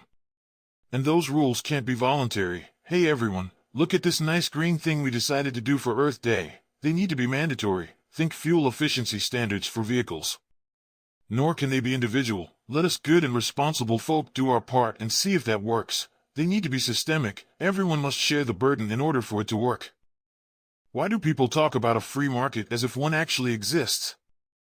At this point in the discussion, we're all brainwashed to say the same thing. Gasp. But wouldn't that mean that the government is intervening in the free market? Fixing the rules of this system so that it produces better societal outcomes is not intervening in the free market, especially as there's no such thing as a free market in the first place. A market economy is at its core a collection of rules. No rules, no market. Just as every competitive sport has clear rules, competitive markets need rules. No rules, no game. Nor is there one set of preordained rules. Every rule, ranging from the number of years a new idea gets patent protection to the corporate tax rate, is a deliberate decision that has implications for the outcomes of the system. If we change the rules of the game, we'll get different outcomes, all of which can be described as market outcomes. Changing those rules is no more an intervention in the free market than it was for the government to create that rule in the first place, or for the NBA to decide to draw a line on the court behind which successful shots are worth 3 points. The capital allocation processes that Wall Street manages connect our savings with the most productive uses of that capital in our economy. The people who make those capital allocation decisions are trained to react quickly to changes in expected yields and profitability of investment opportunities. If you were to tell a portfolio manager to lower the carbon footprint of their portfolio, most will nod their heads and agree it's important, but then return to allocating capital to the most profitable endeavors exactly as they're legally obligated and financially incentivized to do. If, on the other hand, a negative externality is internalized by the government through, say, a pollution tax, thus lowering the profitability of heavy greenhouse gas emitters, capital allocators will automatically react as fast as they can, allocating less capital to these now less profitable opportunities. Most portfolio managers intuitively know all of this to be the case. 1 p.m. at BlackRock was explicit with me. I believe in climate change. If we had a price on carbon, I'd lower my carbon footprint overnight, and so would everyone else. But it makes no sense to do it alone and put myself at a disadvantage, and it's not what I'm legally supposed to do or paid to do. It was like a basketball player saying I will happily play safer if you change the rules for everyone. But as long as you leave the rules the way they are, what you're asking me to do is to forego points in the name of good sportsmanship. I'm both paid to and legally obligated to score points, and it's a competitive game, so I'll pass. Updating the rules would make it easier for the players in the game to refocus on what they do best, scoring as many points as they can within a certain set of rules and regulations. It also removes business leaders from attempting to play a critical role on pressing social issues for which they have neither the experience, the democratic mandate, nor the financial incentives and legal latitude to carry out effectively. Updating the rules would mean players who already play clean finally get a leg up on their competitors as a reward for doing the right thing early. Much like the COVID-19 threat, the scale of the challenge means we need to define ourselves by the speed of the slowest and worst performers, not only the best. In a pre-vaccine world, so long as the bar down the street is packed with a raucous crowd that is ignoring all the guidelines, your efforts to wear a mask and social distance are partly wasted. But there's an important difference between COVID-19 and climate change. You find out that you're infected by COVID-19 within a week or two of exposure. By contrast, the worst consequences of the slow-moving accumulation of greenhouse gases in the atmosphere will arrive decades after we belch it out. The slower incubation period allows us to indulge in the fantasy that voluntary and individual action alone will somehow aggregate into the systemic change we desperately need right now. But if we can listen to science and change our behavior in order to flatten the curve of something that is killing us quickly, why can't we listen to science when it tells us to change our behavior to flatten the curve of something that is killing us slowly? In both cases, The experts are telling us that an ounce of prevention is worth a pound of cure. But somehow the speed of implementing the systemic and mandatory changes we need to lower the COVID-19 infections curve has been both mediocre and yet somehow still far more impressive than the speed and political will we've shown to implement any such changes to lower the greenhouse gas emissions curve.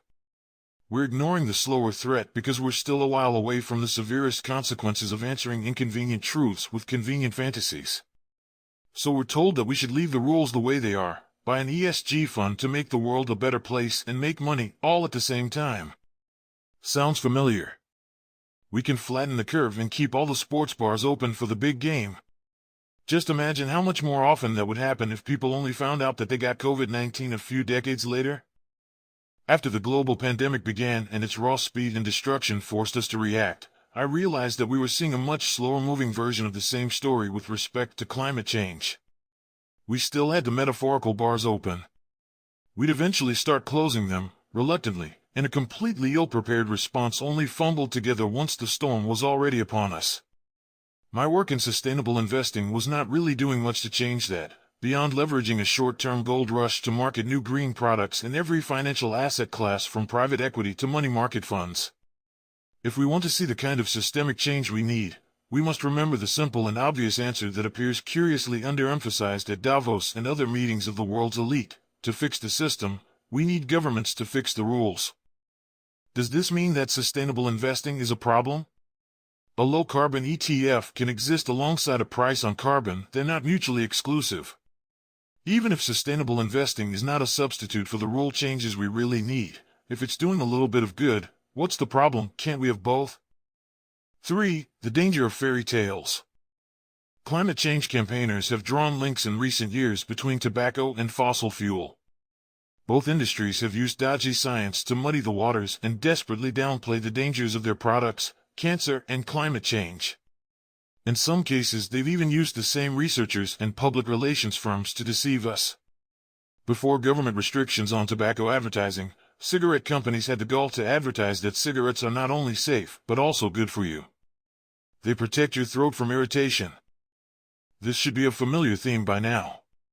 When our leading experts conclude that a certain highly lucrative business activity is a grave danger to society, the machine innovates to protect its profits any way it can.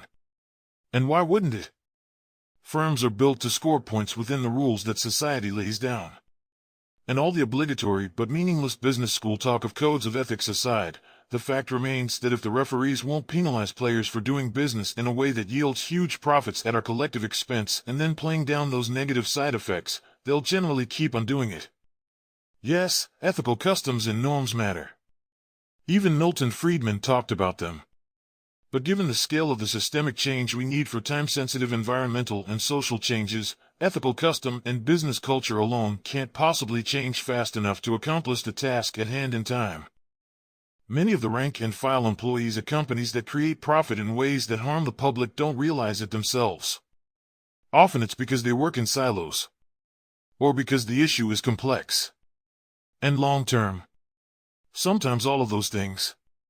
For senior management, it can be tempting to believe a fantasy that happily aligns with their financial interests. As American writer Upton Sinclair once put it, it is difficult to get a man to understand something when his salary depends upon his not understanding it. As Ruff and I took our daily escape one day last summer, just after the first COVID-19 wave subsided and his beloved dog park reopened, an alarming new thought occurred to me. I started noticing that the more I explained the concept of sustainable investing to people, the more they seemed eager to believe that it would help and slightly relieved that it might allow us to leave things the way they are. Many had nothing to do with the finance industry or financial assets, and definitely didn't understand the mechanisms by which it could in theory help solve our problems, but grasped lovingly onto the idea. Pipe dreams are particularly alluring when they're easier on our wallets. If fighting climate change were cheap, we'd have dealt with it already. Morgan Stanley estimated that preventing climate change will cost $50 trillion, or close to half of the world's annual economic output. As far as incentives go, that's a large enough one to sustain a collective denial fantasy for at least a while, costing us a lot more over the long term. A new research paper published in the scientific journal Nature in 2019 showed that quick-fix solutions to address the climate crisis may have a pernicious effect in that they seem to decrease support for substantive policies by providing false hope that problems can be tackled without imposing considerable costs. This set of observations led me to wonder, what if the work I had been doing at BlackRock was actively harming society by misleading the public and delaying overdue government reforms? Sustainable investing is becoming a deadly distraction. The idea that sustainable investing and a set of related ideas that business will voluntarily lead the way on sustainability was a deadly distraction worried me enough that I decided to test it out. So, working with Ryerson University and the Strategic Council, a polling firm, we conducted a study at the end of the summer 2020 to better understand public attitudes on building a more sustainable society. The poll included 3,000 people of all ages in the US and Canada. In one key section, we showed respondents a headline related to Larry's 2018 letter on purpose and 7 other similar headlines around new sustainability initiatives, mostly to do with businesses voluntarily taking the lead, and other headlines in the sustainable finance space, and asked them to indicate whether they thought each was helpful in driving social change or not. All 8 headlines were generally believed to be helpful. This is even though a number of them were decoys that I asked the polling firm to include in the study, knowing full well that they were window dressing with little to no real-world impact. One such area was a headline around former UK and Canadian Central Bank Governor Mark Carney warning against climate change risks in investment portfolios.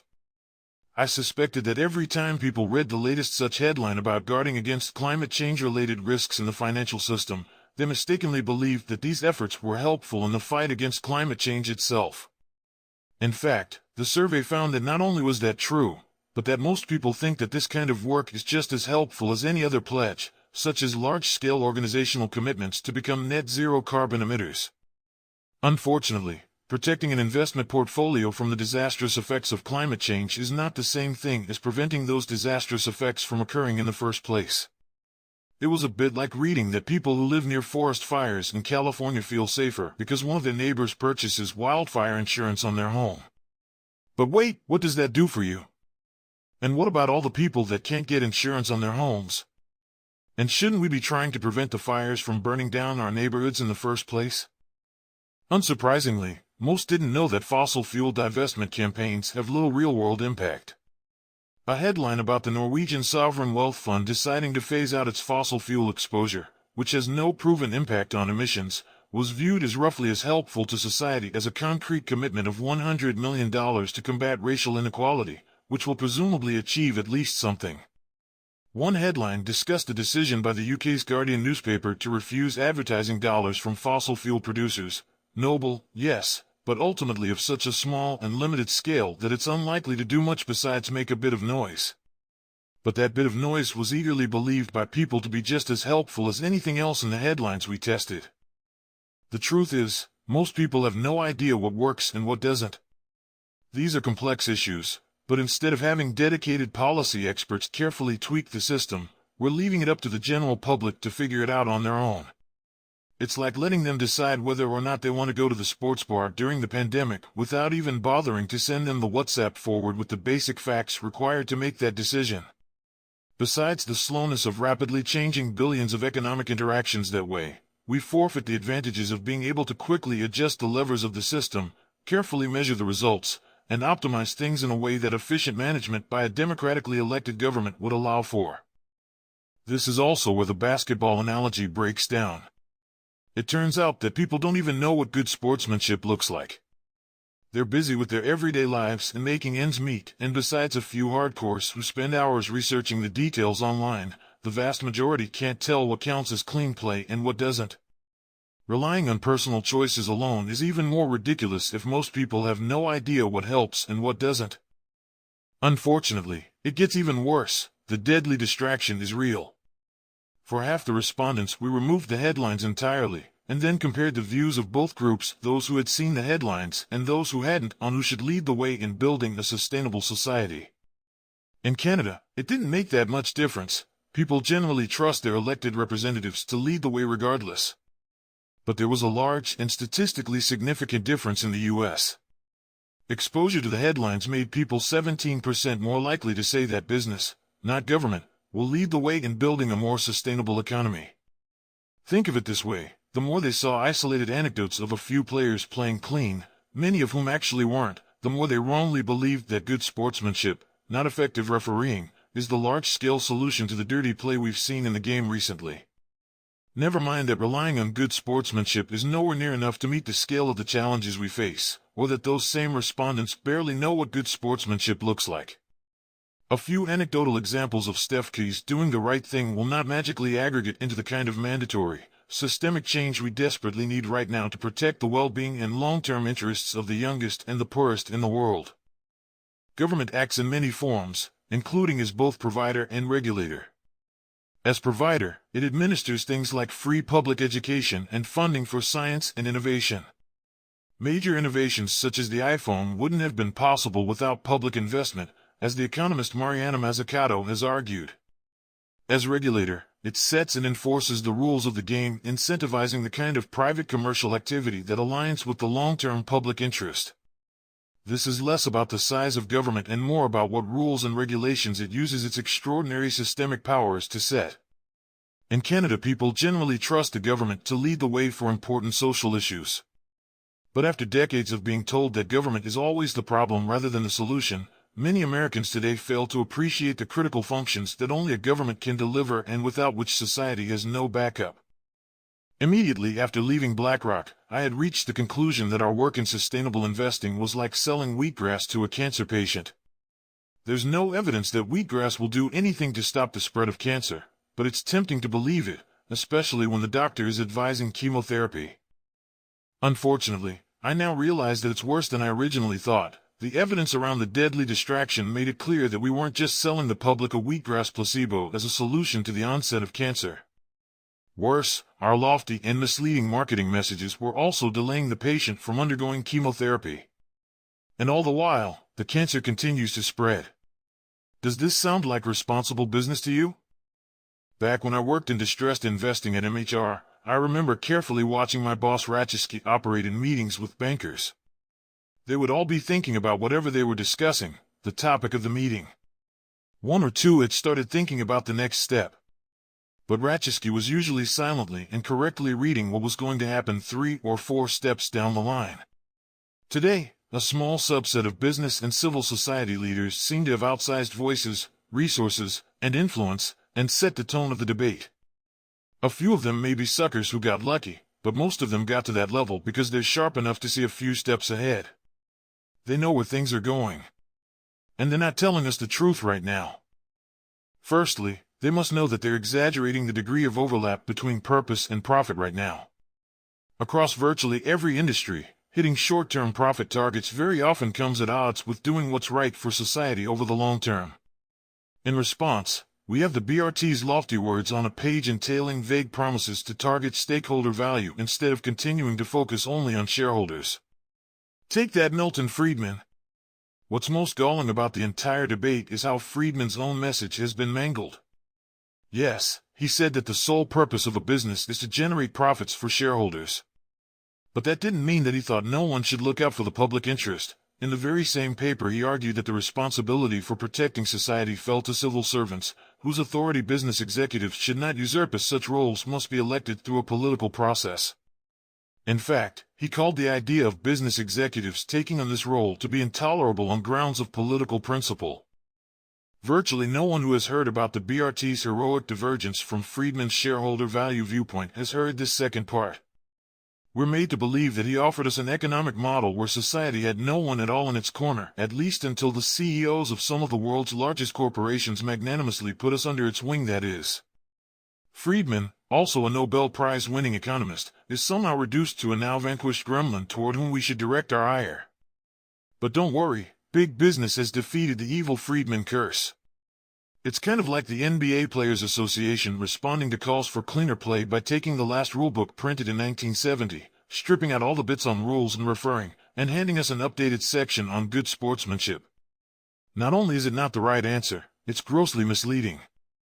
Second, these leaders must know that there is no way the set of ideas they've proposed are even close to being up to the challenge of solving the runaway long-term problems that we desperately need solved.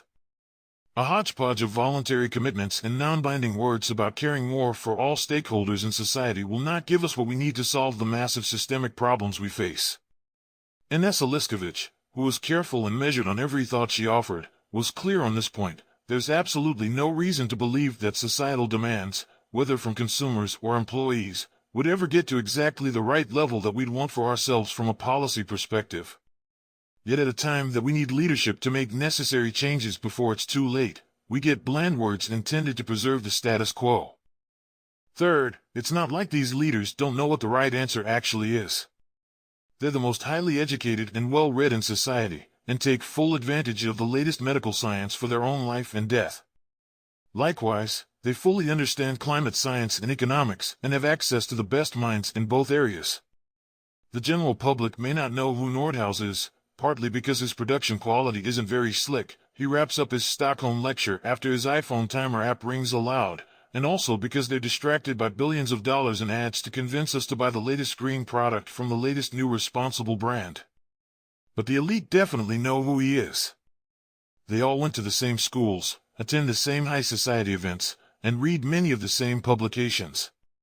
And they know well what he and other policy experts are saying we need to do. Yet as it stands they appear happy to cover their ears and ignore what's inconvenient to their own short-term interests, as Larry epitomized with his confounding assertion in January that we should rely on free markets to address market failures. I prefer capitalists self-regulate. I knew for sure that Goldman Sachs CEO David Solomon knew all of this after reading an op-ed he published in the Financial Times in December 2019. After long passages that proudly list various new Goldman initiatives to be greener, he included a curious near caveat toward the end: to give us the best chance of combating climate change, governments must put a price on the cost of carbon, whether through a cap-and-trade system, a carbon tax, or other means. Perhaps in Solomon's side gig, as an EDM DJ at fancy parties in the Hamptons and elsewhere, he also saves the best for last.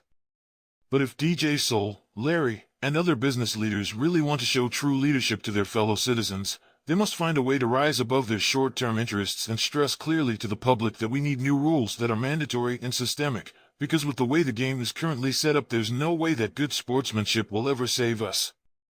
And right now all of the other stuff they're saying, the marketing gobbledygook, is actively misleading people and drowning out the experts' warnings. Fourth, observing the positions of many of these leaders on climate change and COVID-19 reveals a worrying hypocrisy. The very same U.S. Business Roundtable that believes stakeholder capitalism is the answer to growing social and environmental problems reacted to COVID-19 by quickly imploring federal and state governments to make masks mandatory indoors. Too many business leaders quickly supported mandatory and systemic measures to flatten the COVID-19 infections curve, which directly affects them today, but still seem fine with only individual and voluntary measures when it comes to flattening the greenhouse gas emissions curve, which indirectly affects someone else tomorrow. Why is that?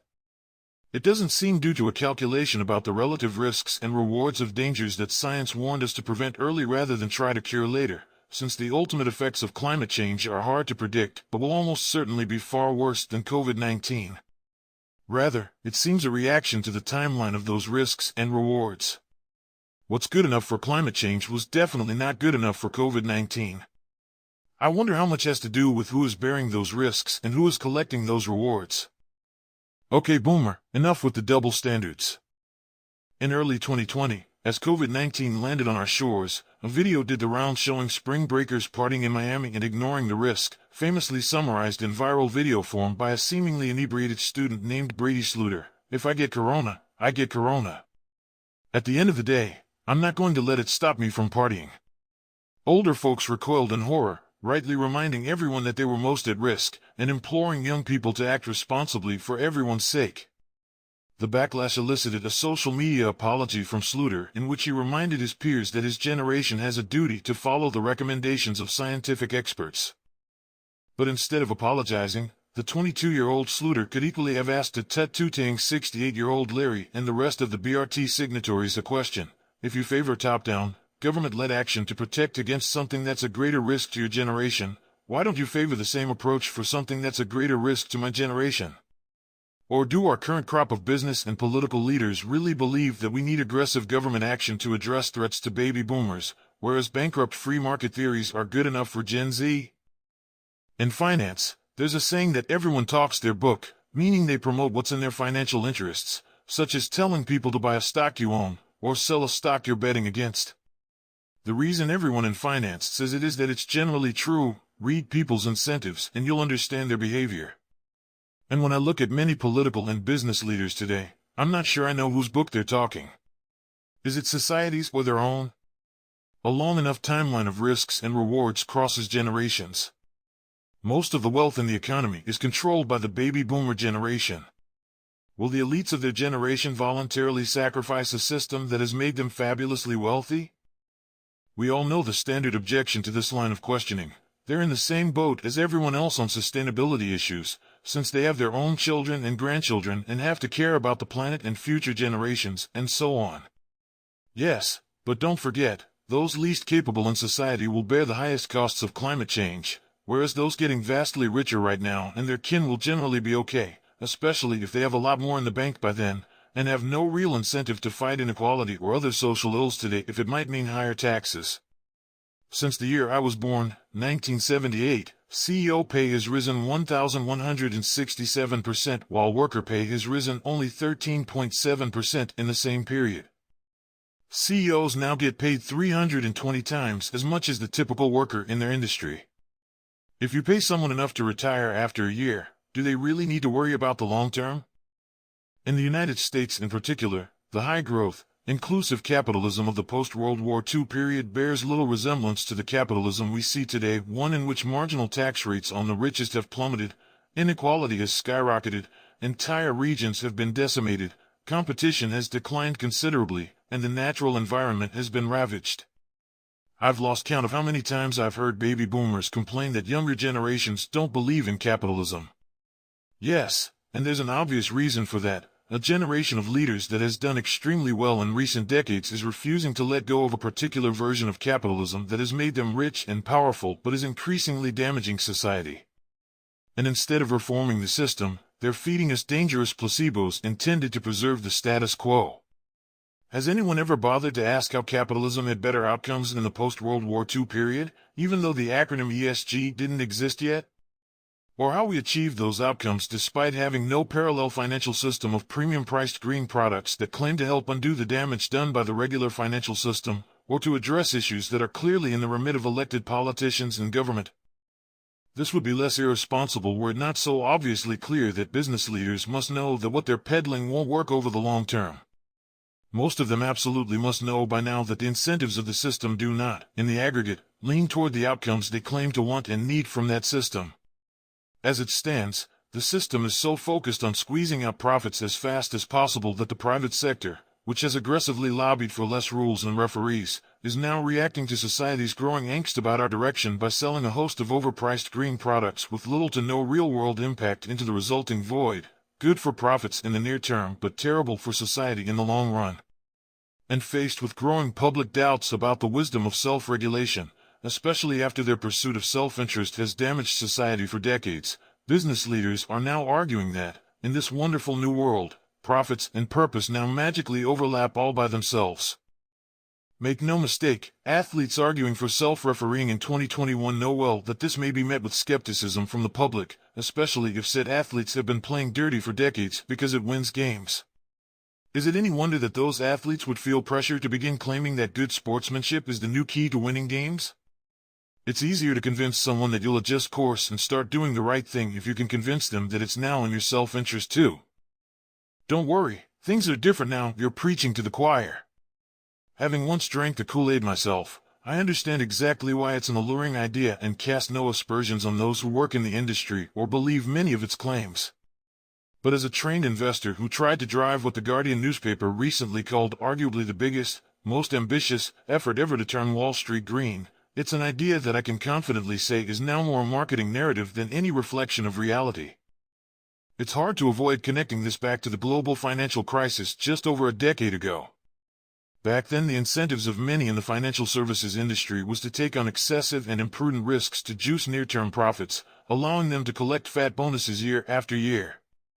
Strategies like that were often described as picking up pennies in front of a steamroller. Small gains for years until the whole thing comes crashing down and you lose everything. But when the risks they took eventually caused the entire edifice to collapse, they avoided any kind of punishment and kept all their prior year's earnings and bonuses, leaving the public with the bill to fix the mess afterward.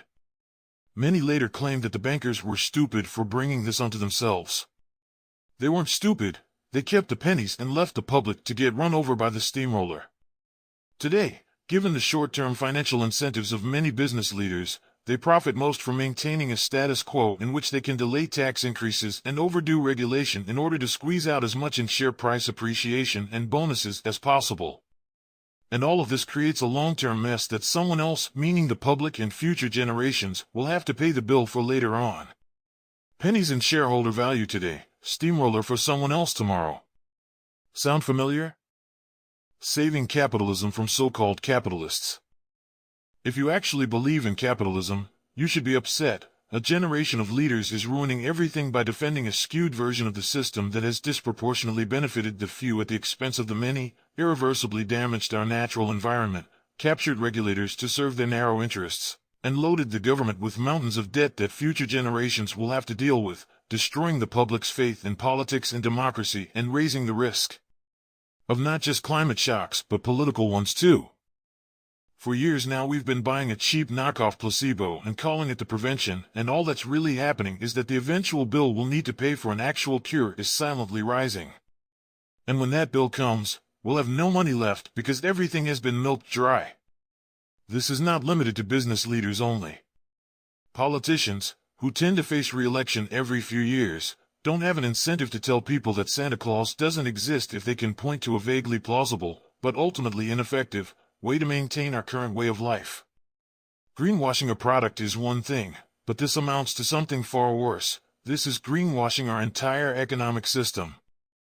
In 1954, the tobacco industry paid to place a one-page frank statement to cigarette smokers in major U.S. newspapers. The statement argued that the science linking cigarette smoking to cancer was inconclusive, and then offered people a reason to trust them. We accept an interest in people's health as a basic responsibility, paramount to every other consideration in our business. As we know now, the main goal of that publication was to delay long overdue government regulation, protecting existing lines of profit at the public's expense. Similarly, a recent study on the Business Roundtable's 2019 statement on stakeholder value showed that of the companies who responded to the researchers' request, 98% disclosed that they had not sought or received board approval for signing onto the All Stakeholders statement. A recently updated version of the study adds that 85% of the signatory companies didn't even mention joining what they called a historic statement in their proxy statements to shareholders, and none of the 19 companies that did mention it suggested that it would change how they treat stakeholders. This led the authors, both professors at Harvard Law School, to conclude that the statement was most likely a mere public relations move rather than a signal of a significant shift in how business operates. As Mark Twain once wrote, history doesn't repeat itself, but it does rhyme. After a tumultuous few years, most will accept that we need to reform the system. But it's important that we're fully aware that the system will react the way we've learned it always does, trying to protect profits at all costs, including by convincing us that we don't need to change the rules. At its core, the BRT's statement is little more than that, whether its architects admit it to themselves or not. And it's causing precisely the placebo effect that it's designed to have. The deadly distraction works across the board, pretty much across all major segments we tested. But whereas younger progressives, who are increasingly skeptical of business, weren't really affected by seeing the sustainability headlines, older progressives were a whopping 57% more likely to latch onto the idea that there's no need to fix the rules, good sportsmanship is just fine. In fact, older progressives suffer from the deadly distraction more than any other group we identified.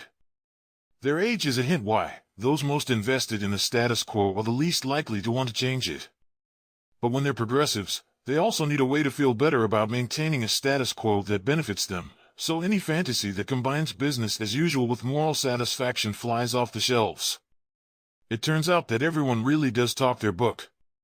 Should we really be surprised that there's a temptation to answer a very inconvenient truth with a set of rather convenient fantasies? I decided to speak out about it because somewhere out there, a kid in Bangladesh is going to bear the consequences of our inaction. Increasing cyclones, floods, and extreme weather conditions will cause her and her family to lose their livelihood and turn into economic migrants, even though they have next to no carbon footprint themselves. I thought that in returning to the finance industry with BlackRock, I would be helping to change that. Instead, I was contributing to a giant societal placebo that was lowering the likelihood that we'd ever implement the kinds of concrete reforms that she and billions around the world need right now, and then working to protect wealthier people's investment portfolios from the carnage that would unfold as a result. And somehow this was being sold to the public under the guise of responsible business. In sounding the alarm, my hope is to expose this illusion for what it is, a dangerous fantasy that primarily serves the interests of the oldest and the richest, and all at the expense of the youngest, the poorest, and the most diverse and historically underserved communities in the world today. To fix the system, we need to fix the rules. A popular meme doing the rounds late last year involved the Back to the Future movie series.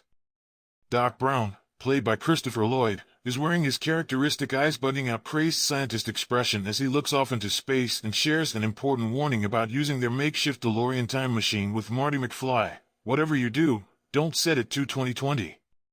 The most important decade so far in the fight against climate change began with a thud, ushering in the Great Lockdown and the economic downturn that it entailed. It didn't start out that way for most of us. I kicked off 2020 in West Africa. Joining friends from college, I made the trip to Ghana as a part of the Year of Return initiative championed by Ghanaian President Nana Akufo-Addo, who invited those of African descent to return to the continent in 2019. The date was chosen for its symbolism. It was the 400-year anniversary of the date that the first slave ship left the coast of Africa bound for Jamestown, Virginia, in 1619. Though I don't think I counted in the way Akufo-Addo meant. My parents were born and raised in Kenya but are originally of South Asian descent. I felt privileged to join close friends as they retraced their roots and explored the rich history and origins from which their ancestors were unjustly wrenched. We made a day trip to visit one of the slave castles along the coast, seeing firsthand how up to 1,000 males and 500 females were shackled in dungeons littered with human waste as they awaited transport to a land in which they would be treated as private property. No light, no ventilation, no water, no sanitation, no space to lie down, and absolutely no human dignity. While it's possible to read about it from afar, visiting in person meant not being able to look away or change channels when it became uncomfortable, and thus appreciating fully just how vile the crime against humanity really was. We also had less somber events planned. This included various music festivals, including one called Afrokella that was poorly organized but still a blast thanks to the energy of the crowd. The Ghanaians in general were jovial and friendly, and frequently in possession of a trait I'm not as used to seeing all that commonly elsewhere these days, a dogged ability to see the brighter side of things. After attending a concert for Nigerian Afrobeats artist Burna Boy on our first night, we were stopped by multiple police checkpoints on the way back to the hotel. Even they eventually smiled as they inevitably shook us down for bribes. I ended up building a rapport with a police officer named Winsome, who was around my age and couldn't hide very well that he was actually a decent chap beneath the whole act. I'm not sure how surprised I was that they set up checkpoints, searched people, and looked for any opening to extract a bribe. Their pay is a pittance. It seemed like so many other locals were benefiting from the massive and historic influx of well-heeled foreigners, hotel workers, wait staff, merchants, and so on. It's not hard to imagine that when everyone else is making out like a bandit, the guys with automatic weapons strapped to their chests all day long eventually wonder why there's nothing in it for them too. From Winsome's perspective, the honor of the badge and a sense of civic duty didn't matter as much when no one else believed in or lived by those things either, including corrupt government officials and businessmen who play the system to their advantage at any and every chance they get, dodging taxes, regulations, and rules and norms intended to protect the public whenever they become inconvenient. While it didn't justify corruption, I understood why. In that situation, Winsome decided that it was his big chance to make sure he could afford holiday gifts for his wife and his mother. And the fact is, given how the rules of the game are designed and enforced there, doing this was probably a fairly rational economic choice for him. When the rules of the game are drawn and enforced in such a way, how much at fault are the players for playing the game the way they do? In a recent Netflix comedy special, Dave Chappelle brings up an important but often underappreciated point around the anti-apartheid struggle in South Africa, that Mandela and other figures of the resistance supported the Truth and Reconciliation Commission because they believed that the system of apartheid was fundamentally corrupt and at fault, meaning the participants in that system were to some degree also victims. Most people just play the game based on the way it's laid out for them, and generally pursue what's in their self-interest. To radically change that, the system itself needs to be held to account and changed. These thoughts were all in the back of my head when I was introduced recently to yet another bright young person who was interested in talking to me about sustainable investing. This time it was a Harvard Business School student in her second and final year. She was president of the Impact Investing Club and had just interned with BlackRock, focusing, of course, on impact investing. Her CV read like someone who was more into purpose than profits. Social impact is referenced 16 times and poverty alleviation scores 3 mentions, whereas profit isn't mentioned once. In many ways, she reminded me of Clara from the Hand Foundation. Both struck me as intelligent, capable, and passionate above all else about creating a more sustainable and just world. And both ended up connected to private sector initiatives that arguably only served to delay overdue rule changes by encouraging a dangerous illusion that the changes we need will be led voluntarily by businesses, all acting of their own accord based on a vague promise to be responsible and focused on a broader set of stakeholders. Sweden's Hand Foundation divides €1 million annually to the 5 winners of the Global Change Award. By contrast, I wonder how much Hand saves by not paying the negative environmental costs of their business activities. The comedian Hassan Minhaj gave a hint on an episode of his award-winning Netflix show Patriot Act, in which the comedian laid into Zara, Hand and the rest of the fast fashion industry for the dubious sustainability claims they make in order to mask the growing environmental damage their business models cause. In 2015, textile production created more greenhouse gases than international flights and maritime shipping combined. Do you understand what that means? The clothes in your suitcase are screwing up the planet more than the flight you put them on. It turns out that not even the envied Swedes, who sometimes seem like they've got it all figured out, can escape the ill effects of an economic system that currently rewards appearing sustainable more than it does actually being sustainable. Every year, companies invest more and more in sustainability initiatives. The tools, such as ESG data and reporting standards, can be useful since they help us to start measuring the side effects we need to manage better, and the people, who bring sustainability expertise, are also critically needed.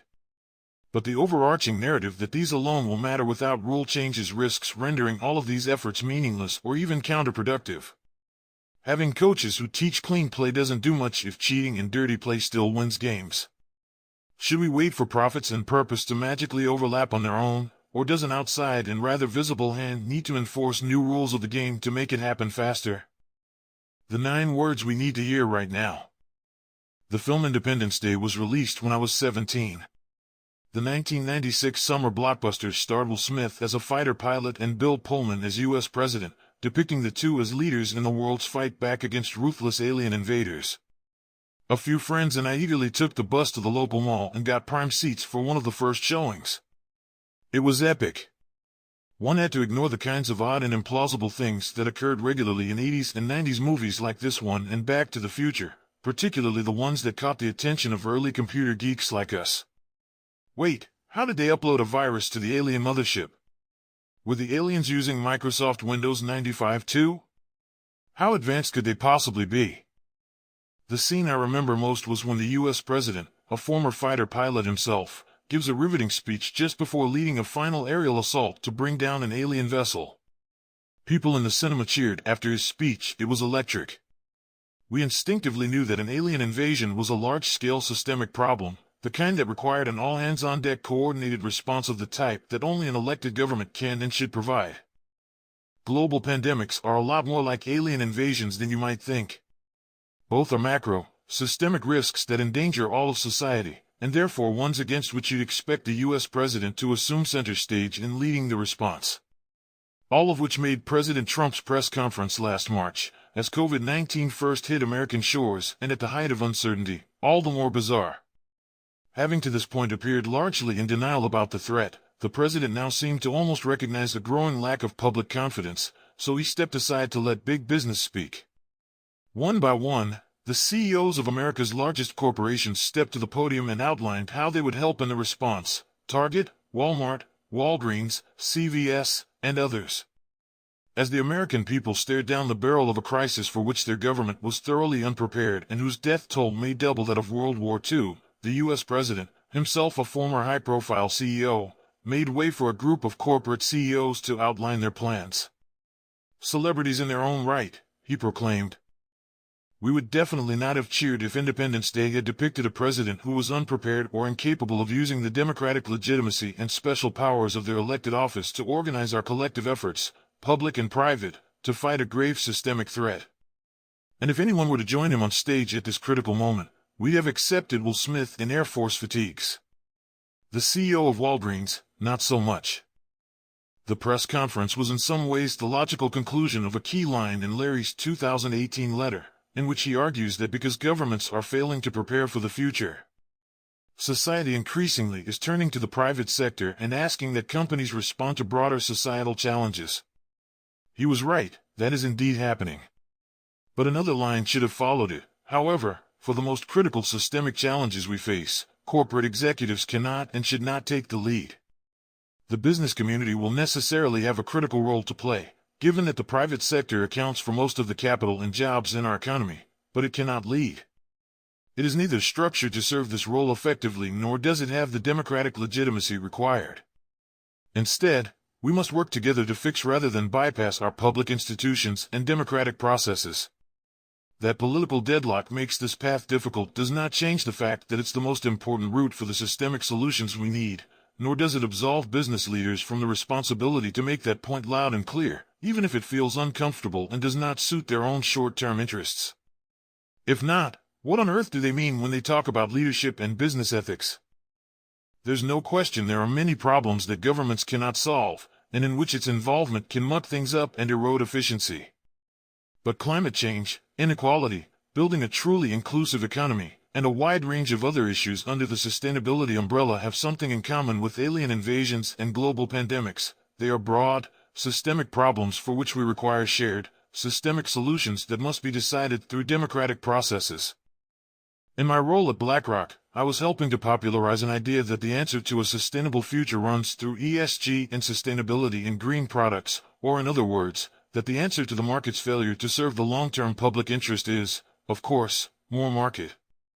A bit like the NRA's traditional answer to mass shootings and related concerns around public safety, the answer is more guns. Of course, we were pushing solutions and products that would result in no real change, and only serve to distract us from what actually does work.